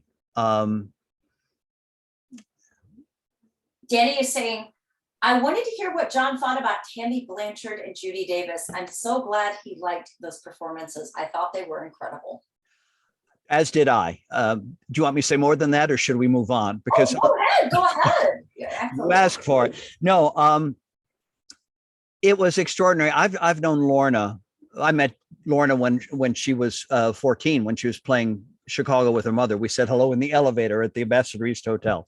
But I didn't really come to know her until 1980, 81, when I was working for her dad, and she would come over with to see him or whatever. And she, Lorna was, I think, initially suspicious of me. I was like, oh, it's another fan of my mother's, because she certainly, all three of the kids have been through the mill with fans of their mother, because everybody is so passionate. It's like, hey, yeah, I know, but she's mama. She's not Judy Garland to us. But could not have been nicer. But then Lorna, Sid recommended me to David Healy and Joan Kramer, who produced so many of the great PBS documentaries on Astaire, Kate Hepburn on Spencer Tracy, Kate Hepburn on herself, Johnny Carson, all of these. Johnny Carson, I forgot, I think he narrated the Jimmy Stewart one, I forget. But they did Judy Garland, the concert years in 1985. And Sid recommended me, they were based here in New York. And he said, you got to work with John Fricke. So Lorna's interview was so good that they made her the host of the show, but I was the creative consultant. So I was in on all of this. And that's when Lorna and I got to be friends. And one of Joan and David talked about this for years after. We all went out to lunch between recording sessions. Lorna, Joan, David, myself, and some of the other PBS execs. And Lorna started to tell an anecdote about her childhood. And she said, we were here and Mama was playing the Palace, but this wasn't the last time when I was 14. She said, John, when was I here before that? When did Mama play she came to me, Lorna knows plenty, but at that point she was just still assimilating all of the facts. I had friends who once doubted that, that they were new friends, and they said, well, you don't really know Judy Garland's daughter. And I said, yeah, I do. Honestly, I do. Well, what, she called you? And I said, well, not often, but once in a while. And we were having lunch here. And then we came back here because they wanted to look at some of the Judy Garland memorabilia. And there was a message on my phone machine. And I said, they were going to the bathroom and I was going to, and we went to drinks and everything. And I said, okay, let me just make sure this isn't my family or something. And I pushed play, and my good Wisconsin Lutheran right hand on a Bible somewhere. Fricke, it's Lorna. I'm in Boston. When did Mama play the Common and how many people were there? And they just stared at me like, anyway, it was wonderful. Anyway, Lorna, because the movie Life with Judy Garland was based on her book, Me and My Shadows. She was the executive producer, and she said, you've got to bring John Fricke in on this. So I was the creative consultant on that too. And it was a great honor, because they listened. They really wanted to know. There were places in the early scripts where it was kind of like, oh, well, we can go off on this tangent. And I would always send the scripts back with a big note in the margin that said, the truth is more interesting. It always is. That's Amen. And in every single important. instance, they said, oh, okay, we didn't know. What is the truth? And in several places, the script got, I didn't write it, but I told them what the scenario was, and they used that material. Anyway, the show was on the 2 nights. I went to a screening of it here first, and then had parties where we all sat and watched. It was extraordinary how those 2 women became Judy Garland.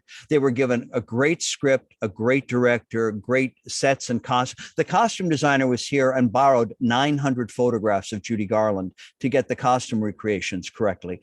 The set designer was here and borrowed set reference pictures of Judy's home. David Lawrence, Steve Lawrence and Edie Gourmet's son, was in charge of overseeing the music.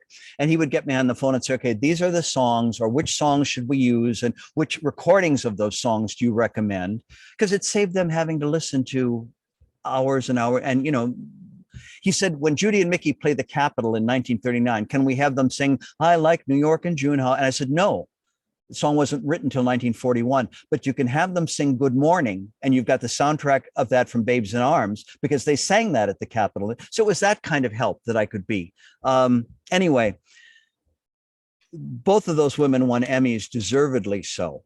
And it's funny because, people will say, well, we love Judy Davis, but they brought her into the plot too soon. And if I've got your forum, I can explain why that was done.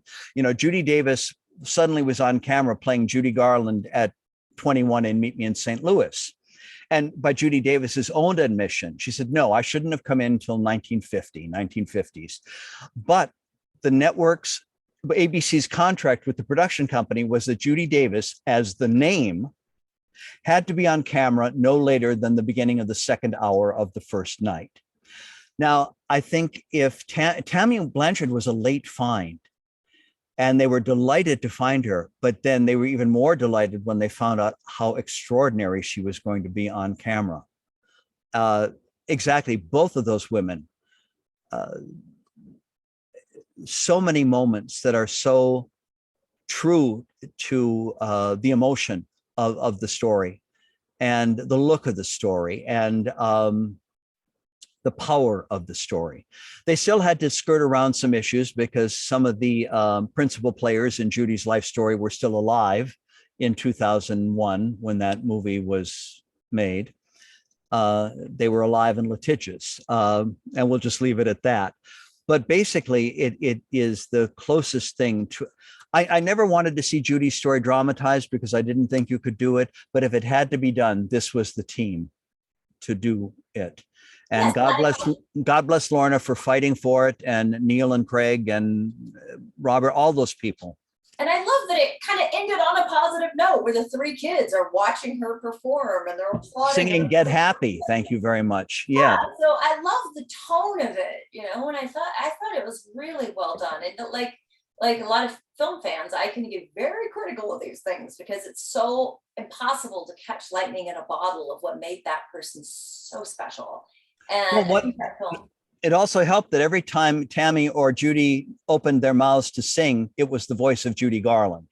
Yes. Because then it was kind of like, we're home free. I mean, we don't have to deal with somebody who's pretending to sound like Judy Garland. Hello, Renee.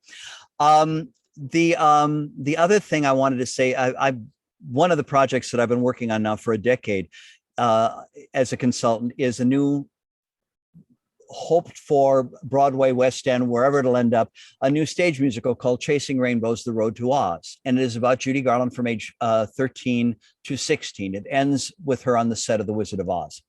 And it uses all the MGM and vaudeville songs. The woman who conceptualized this show, Tina Marie Casamento Libby, brought me in through my lawyer. She reached out to him and said, can you get me a meeting with John Fricke? I want him involved in this show. And Mark Sendroff, the lawyer, called me and said, she wants to do a musical. And I said, I will meet with her just to tell her what a lousy idea it is.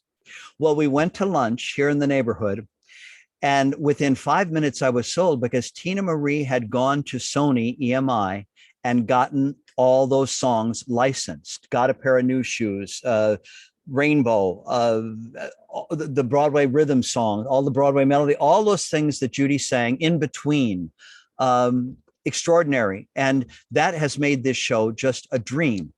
And the wonderful girl we found who has played Judy in the 3 major incarnations. The show debuted at the State Theater of North Carolina in Flat Rock. Then it went to Goodspeed. Then it went to Paper Mill. And it was going great guns. And then a little thing called the pandemic got in the way. But it is still very much alive. And the same girl has played Judy, named Ruby Rakos. And again, she is great people around her, great Broadway and stage people. But Ruby opens her mouth to sing, and the warmth is there, the resonance is there, the vibrato is there, the power is there, and you can just feel the whole audience sitting back and going, oh, wow. You know, this is going to be about Judy Garland, and this is somebody who can sing like Judy Garland. And she's diminutive, and she's got that kind of girl face, and oh, it's wonderful. Anyway. Excellent. Let's see. Rick Carl, who is a Lucille Ball expert and a past guest on Hollywood Kitchen, he is asking, if Judy walked into the room right now, what is the one thing you would like to ask her? Would you like a salad? That's awesome. Speaking of food, by the way, which I've kind of neglected because you are, as many have noted on here, a hypnotic storyteller. So when you start speaking, I just completely forget that there's like food, and that's part of what I'm doing. Let me ask you this. So the shepherd pie was a recipe that I found on a Twitter post, and apparently it was published in a fan magazine about Judy a long time ago. Well, in 1967, it was actually in a syndicated newspaper article about Cooking with the Stars. Oh, and wow. Judy was interviewed backstage at the Palace in 1967, and then delivered this endless shepherd's pie recipe with 82 ingredients and cooking instructions and all the rest of it. And then the clipping circulated, and it was printed in a couple of the fanzines about her. And there was a wonderful gal in Texas named Rosalind Portnoy. And there were some other local Garland fans, and a Garland fan from New York was going to be in the area touring in a show, Rick Sky. And she said, I will have a dinner party for Rick Sky and all the fans, and I will make shepherd's pie using Judy's recipe. What could be more appropriate? Rosalind later wrote up the evening and said, 4 hours into making shepherd's pie, I said to myself, the woman didn't work this hard at Carnegie Hall.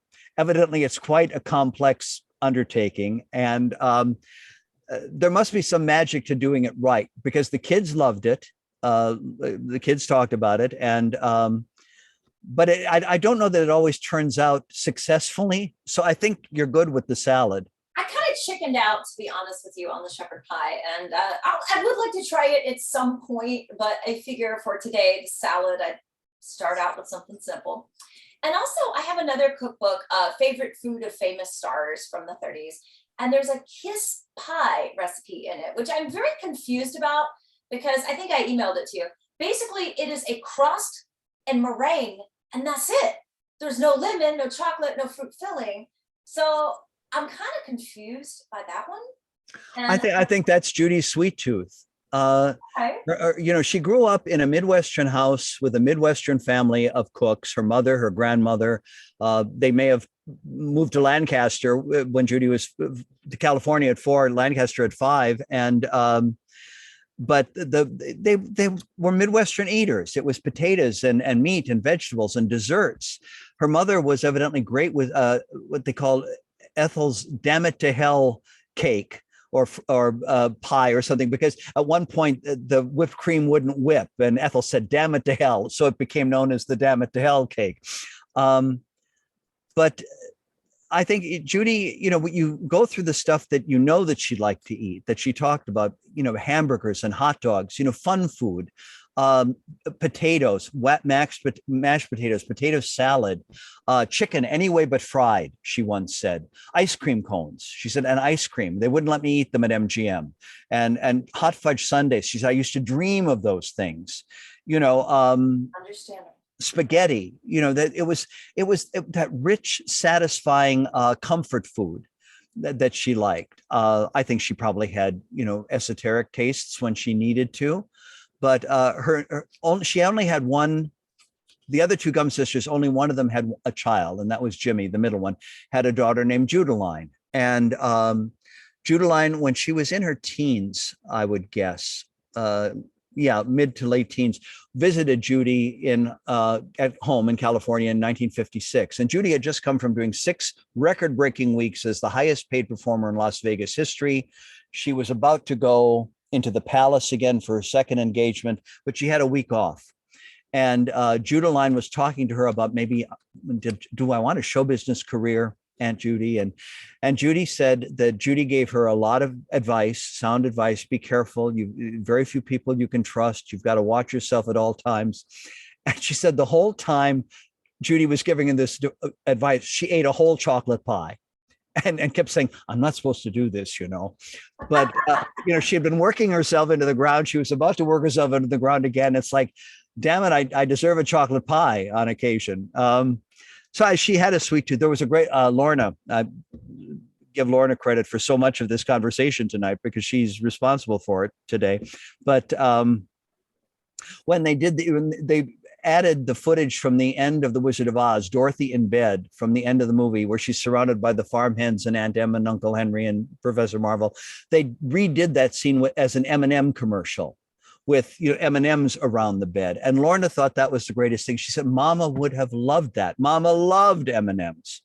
And I fell in love with them before I knew she did, but it's always been my go-to treat as well. So those are some of the foods she loved. Other people could probably tell you other things, but she... Give me another question. I'm bereft of notions here. Let's see if anybody else is asking some more questions here. Let's see. Well, I think we've worn them out. No, people are calling you a hypnotic storyteller, and I thoroughly agree with that assessment. That's very nice. Thank you very much. I always say when I do talk about Judy, especially when I'm doing a video clip show, they say, and people are responding to it and are wonderful about it afterwards, about expressing how they feel, as people are writing in now. It's even better with the clip shows, because here basically I am saying, okay, I'm John Fricke, but I'm talking about Judy Garland. When I do the clip shows, I talk about Judy Garland and say, here she is. And that gives me the greatest, she does all the heavy lifting, whether I'm talking about her or whether I talk about her and you watch her. She is a extraordinary topic and a great, joyous, uplifting, heartfelt topic. And so if the material comes across, she gets the lion's share of the credit. I am grateful that I can talk about her and have it be effective, because it would be awful to talk about her and be boring or grandiose or intellectual. Or, I mean, I'm not saying she doesn't deserve those kinds of, she doesn't deserve boring, but I mean, to be intellectual and to honor her and delve into her, I think is wonderful if you delve in the right ways and you put the emphasis on the correct syllable, as they say. I agree. I think that you are a magnificent storyteller, and Judy was as well. And I think that's what we do as human beings. We tell stories, we share information. It's just all about the way that is presented. So I'm sorry. No, I agree. If I learned storytelling, I learned it from, listening to a tape of her Amsterdam concert where she talks between songs. I learned stage, what is the word? It's a stage behavior, but there's a better word for it. Stage decorum from Judy Garland, about, that you're not there to let the audience watch you. You're not there to let them admire you. You're not there to let them venerate your talent. I mean, there are a lot of entertainers who have had great careers doing that, but it's always with that shield of, yes, you can watch, you can love, you can exult, but don't get too close. With Judy, it's like even acting a part in a movie, as you said, there's no fourth wall. She may be acting to Gene Kelly or Van Heflin or Dirk Bogarde or Burt Lancaster or Mickey Rooney, but she's acting, you're getting it. You're getting all the emotion. And when she talked on TV or, you know, she had the humor, she had the ability. And I think a lot of people have learned their stage presentations from her, or I think they're lucky if they have, because you've got to bring humor to it. You've got to bring emotion to it. You've got to bring leavening to it. And there cannot be a barricade. Exactly. I wanted to ask us, Danny Miller was wanting to know, what are you doing on the day of June 10th, like the day of her birthday? I fly to Grand Rapids, Minnesota on June 8th, and we start the festival in her hometown on Thursday. On that day, I will be doing a presentation with a brief video summation of her film career and a brief video summation of her TV career, in between which I will talk about why Judy Garland is important. And Renee Reese and Shane Rosmunda put these clips together when the U.S. Postal Service had me produce the launch for Judy's Legends of Hollywood stamp at Carnegie Hall in 2006. We wanted to see her work besides the people who were speaking about her and honoring her. And they have very kindly loaned me these two compilations to share. That's Thursday during the day. On Thursday night, I will be introducing a vibrant Judy Garland fan from Wisconsin, Josh Gallagher, who has come every year to the festival to do a Judy Garland piano concert. He doesn't sing, he plays her songs. Well, now he's got a jazz ensemble, and he's bringing his whole jazz ensemble to do an hour Judy Garland concert on Thursday night. Friday in the morning, we have Judy Jeopardy, which is put together by two of the fans who always come and give something that everybody can participate in.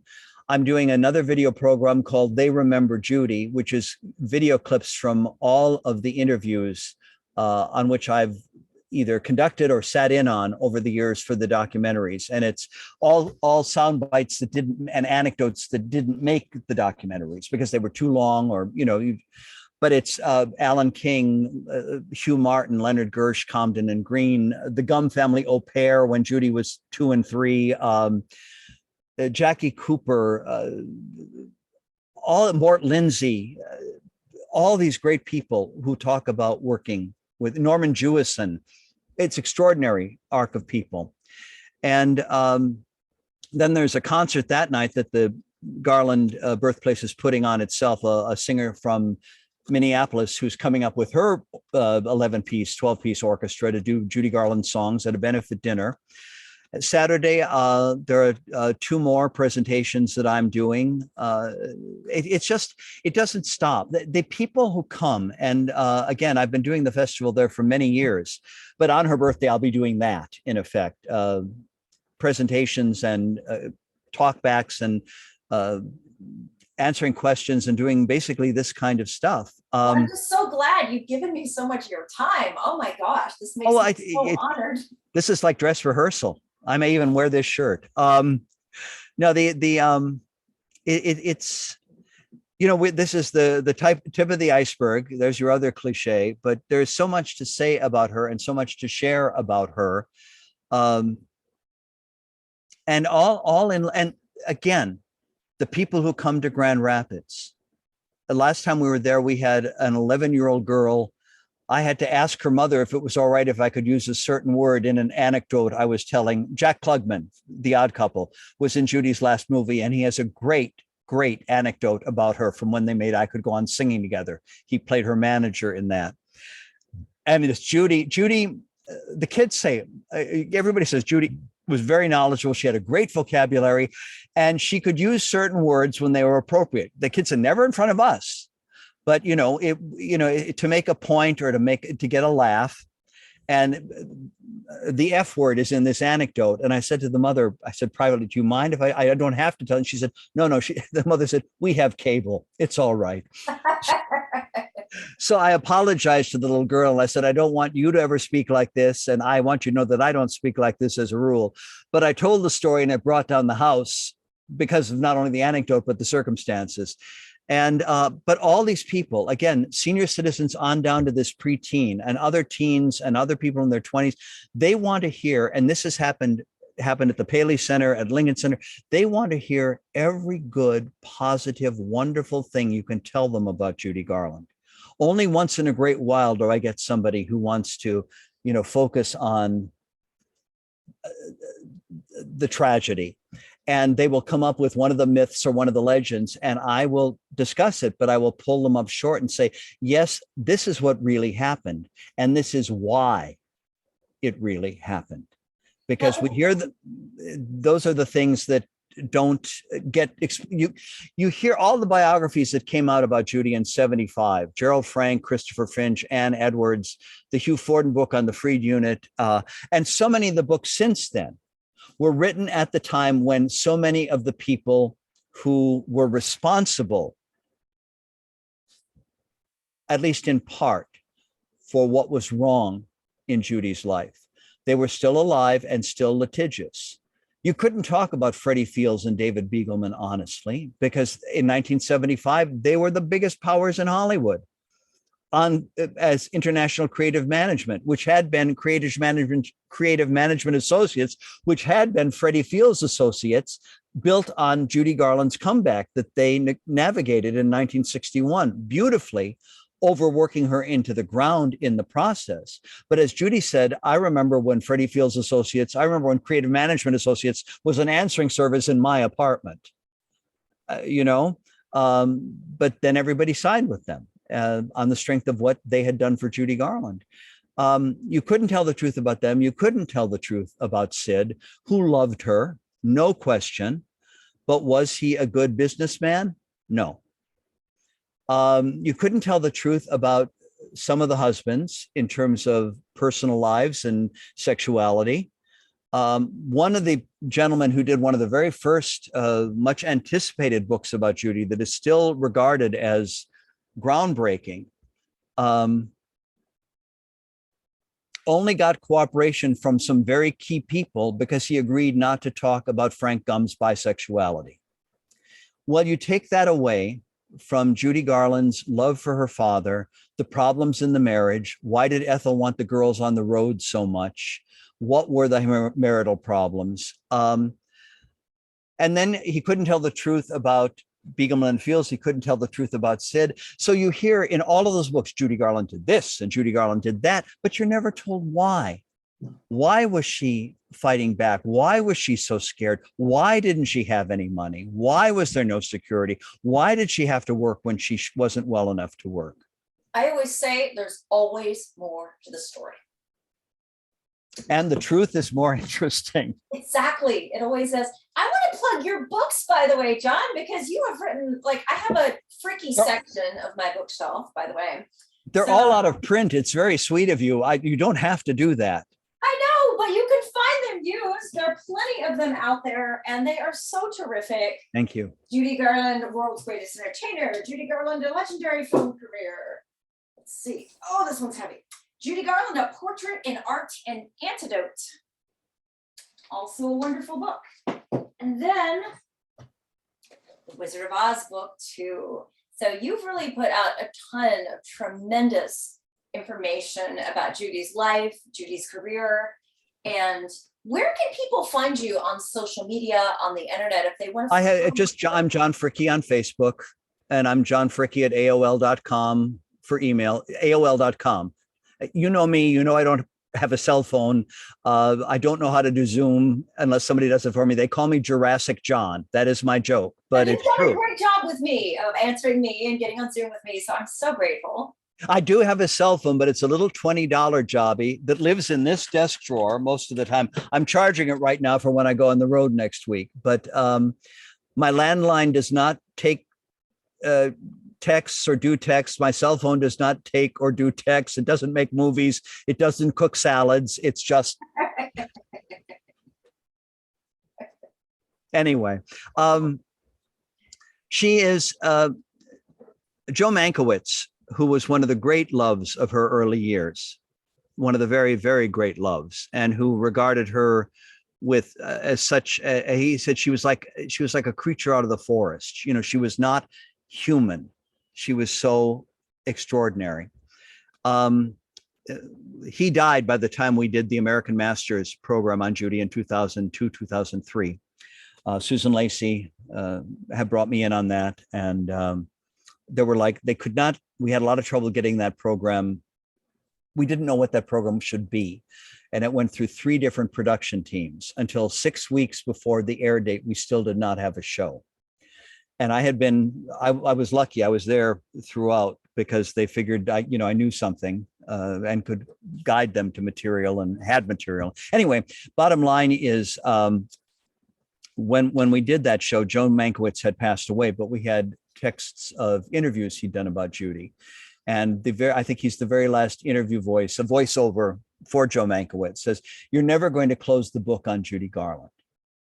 And I could have started writing 20 years before I did and written about nothing but Judy Garland all this time. And until I drop over,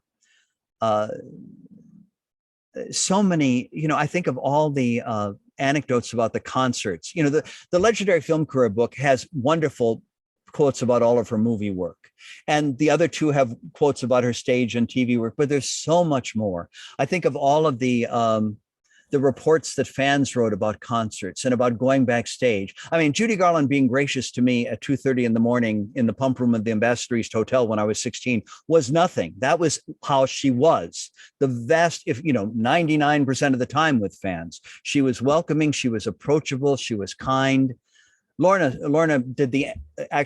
was, again, another very gracious Lorna moment. She did the introduction to Portrait and Art and Anecdote. None of the kids had ever done anything like that before. They'd been interviewed, but to put their name on a book. And she said, that we learned that from Mama. You always say thank you. You always sign the autograph. Mama taught us. And but so many accounts of Judy backstage being funny, Judy backstage being Judy interacting with handicapped people, Judy interacting with a girl who had muscular dystrophy and who was in her wheelchair and could communicate perfectly, but was finally taken to see 2 Judy Garland concerts in Toronto from someplace mid-states in the United States. And Judy saying, of course, I'll talk to her. And Judy coming out after doing a 6-show week and having a really bad cold through all of it, but coming out and talking to her and meeting her personally. And that's just off the top of my head. There are so many anecdotes like that. Her knowledge of her responsibility to the public, and at the times when she was not responsible to the public, when she was not well, there were always reasons, and they were usually pretty darn good reasons. If she was scared, if she was medicated, if she was this, if she was that, it was like Dirk Bogarde, who made that last film, I Could Go On Singing with Her, and who has spoken lovingly of her and harshly of her. It's hard to tell when you see him in a documentary because you don't know what they're not showing. You're only getting these anecdotes. Did he do 10 minutes of negativity and 40 minutes of positivity? You don't know. You're at the mercy of the editor. But he did say that, there were terrors. James Mason, George Cukor said the same thing. It wasn't that she didn't want to work. She was not, they said, no, she was never temperamental. You always hear that she was temperamental. This was not temperament. This was terror, as we said earlier, about not being able to go out and be Judy Garland, be what everybody expected her to be the woman that everybody by that point wanted to work with. That goes back to the burden you mentioned. She so much wanted to please. And as Ray Bolger said, Judy didn't die, she wore out. She never had vacations. She had breakdowns, and I don't mean to dwell on that. I'm not, but I'm saying again, perspective, perspective, perspective. It is an amazing life of accomplishment and achievement that keeps on. Michael Feinstein has been a great good friend for 41 years now. And he is touring. This is something everybody should be on the lookout for. He's touring with Get Happy, a centennial concert of Judy Garland, the first half of which is the MGM songs, the second half of which is the concert years song. And he broke it in here in New York with a trio at Feinstein's, his club, a week of the MGM show, a week of the concert show. And Michael and I met as singer and pianist, but then we found out how we felt about Judy and Liza and Laura, the family and everything. And so we became very good friends. And as busy as he is, he will call, he will write, we will communicate, just because there's always stuff to exult about. When World's Greatest Entertainer came out, he called me over the moon. And he said, I called Liza and I said, have you read this book? And she said, no, I don't read it. He said, you've got to read this one. You've got to read this one. And but Michael asked me, we went back and forth about his show, about song ideas, about patter, about all of that kind of stuff. And as he said, this is one he came up with on his own. The show played the week before Christmas and then the week between Christmas and New Year's. And as he said, why are we doing this? And he gave some of the reasons. And he said, we're doing it at this time of the year because Judy Garland is the gift that keeps on giving.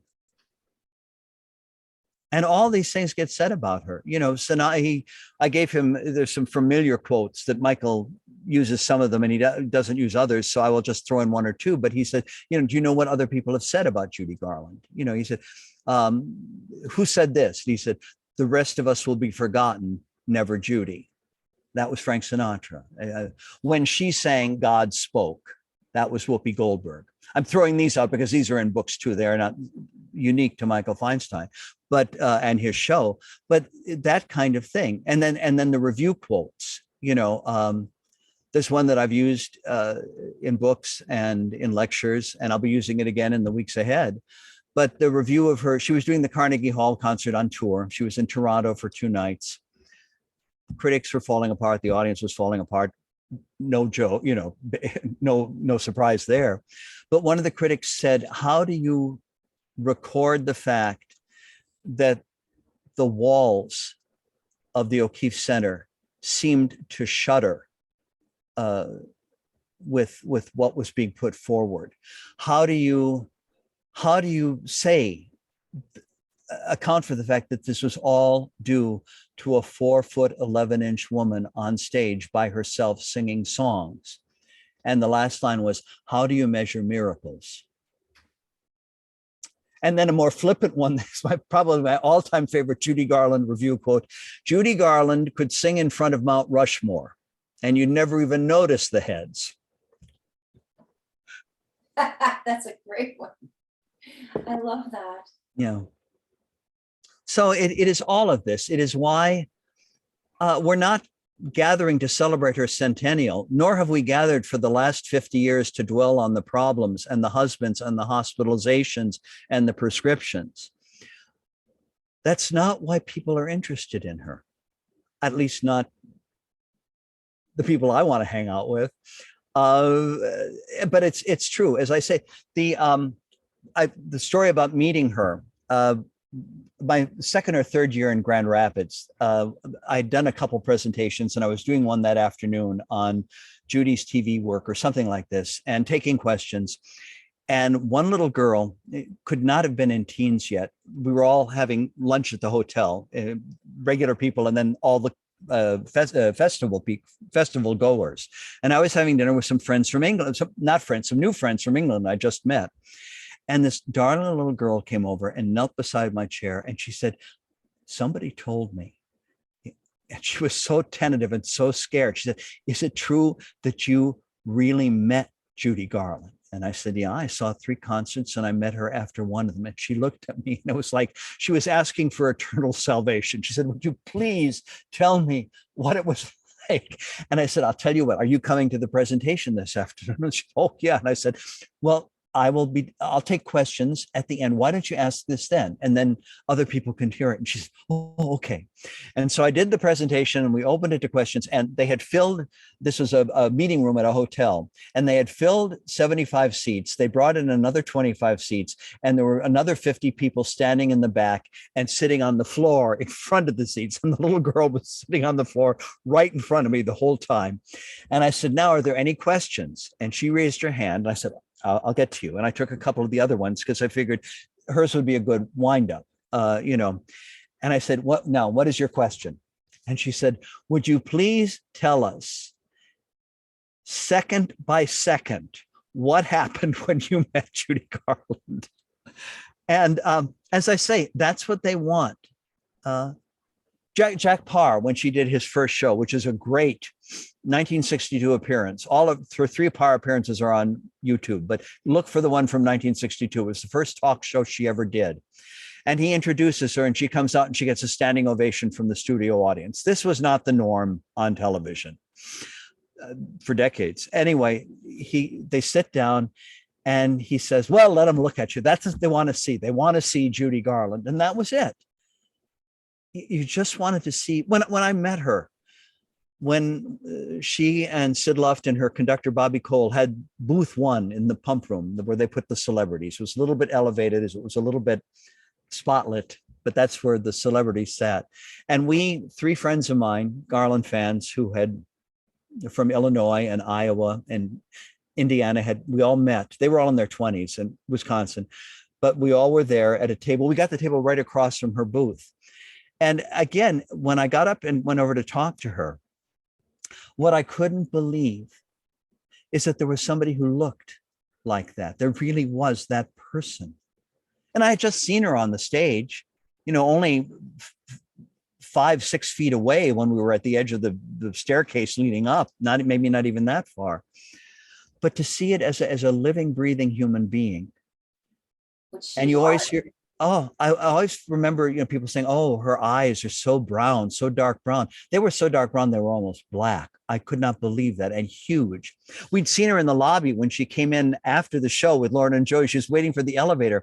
And when she made her entrance in the theater down the aisle through the audience, and then was on the stage for the 90 minutes. And then we saw her walk from the stage door to the limousine, hundreds of people waiting to see Judy Garland. She conjured such size because she was Judy Garland then.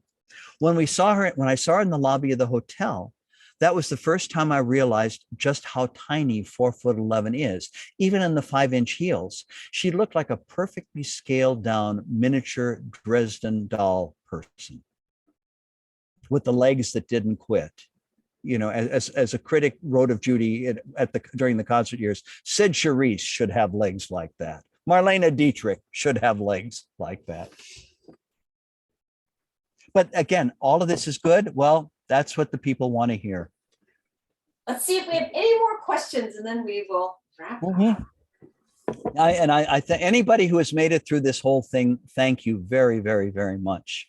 Yes, thank you to everybody who is joining us and watching us today. Oh, Eric Johnson says, I remember that American Masters episode. Your Emmy Award for it was well deserved. Who said that?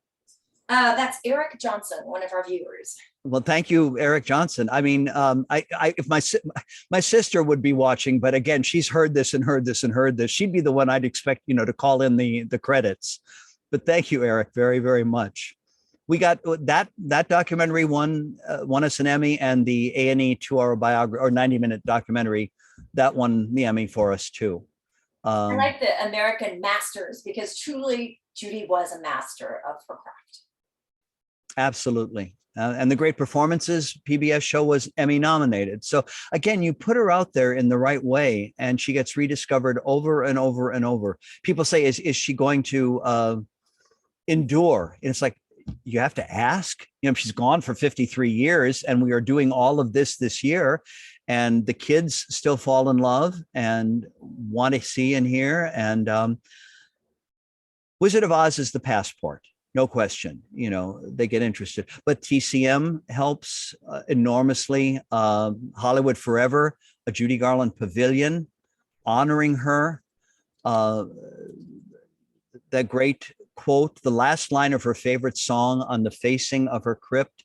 I'll come to you smiling through the years. It's not bluebirds, it's not rainbow, it's Judy Garland's declaration, I'll come to you smiling through the years, which she does and does and does over and over again.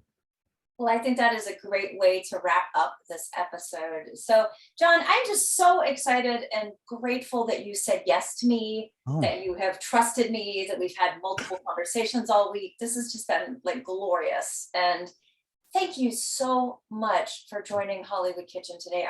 I'm just so honored, and thank you. Thank you for the invitation. Thank you for the presence of anybody who's out there and who has picked up on Carrie's enthusiasm and mine, and understand why we feel the way we do, why we think Judy Garland is worth it. Whether you like the salad, whether you like me or not, like her, because she warrants all the attention and veneration you can give her. That's why she's important, because she was the world's greatest entertainer. I agree. So thank you so much, John. You're welcome. Thank you. Please keep tuning in for more food, fun, and film history from all of us at Hollywood Kitchen. Thank you. Bye.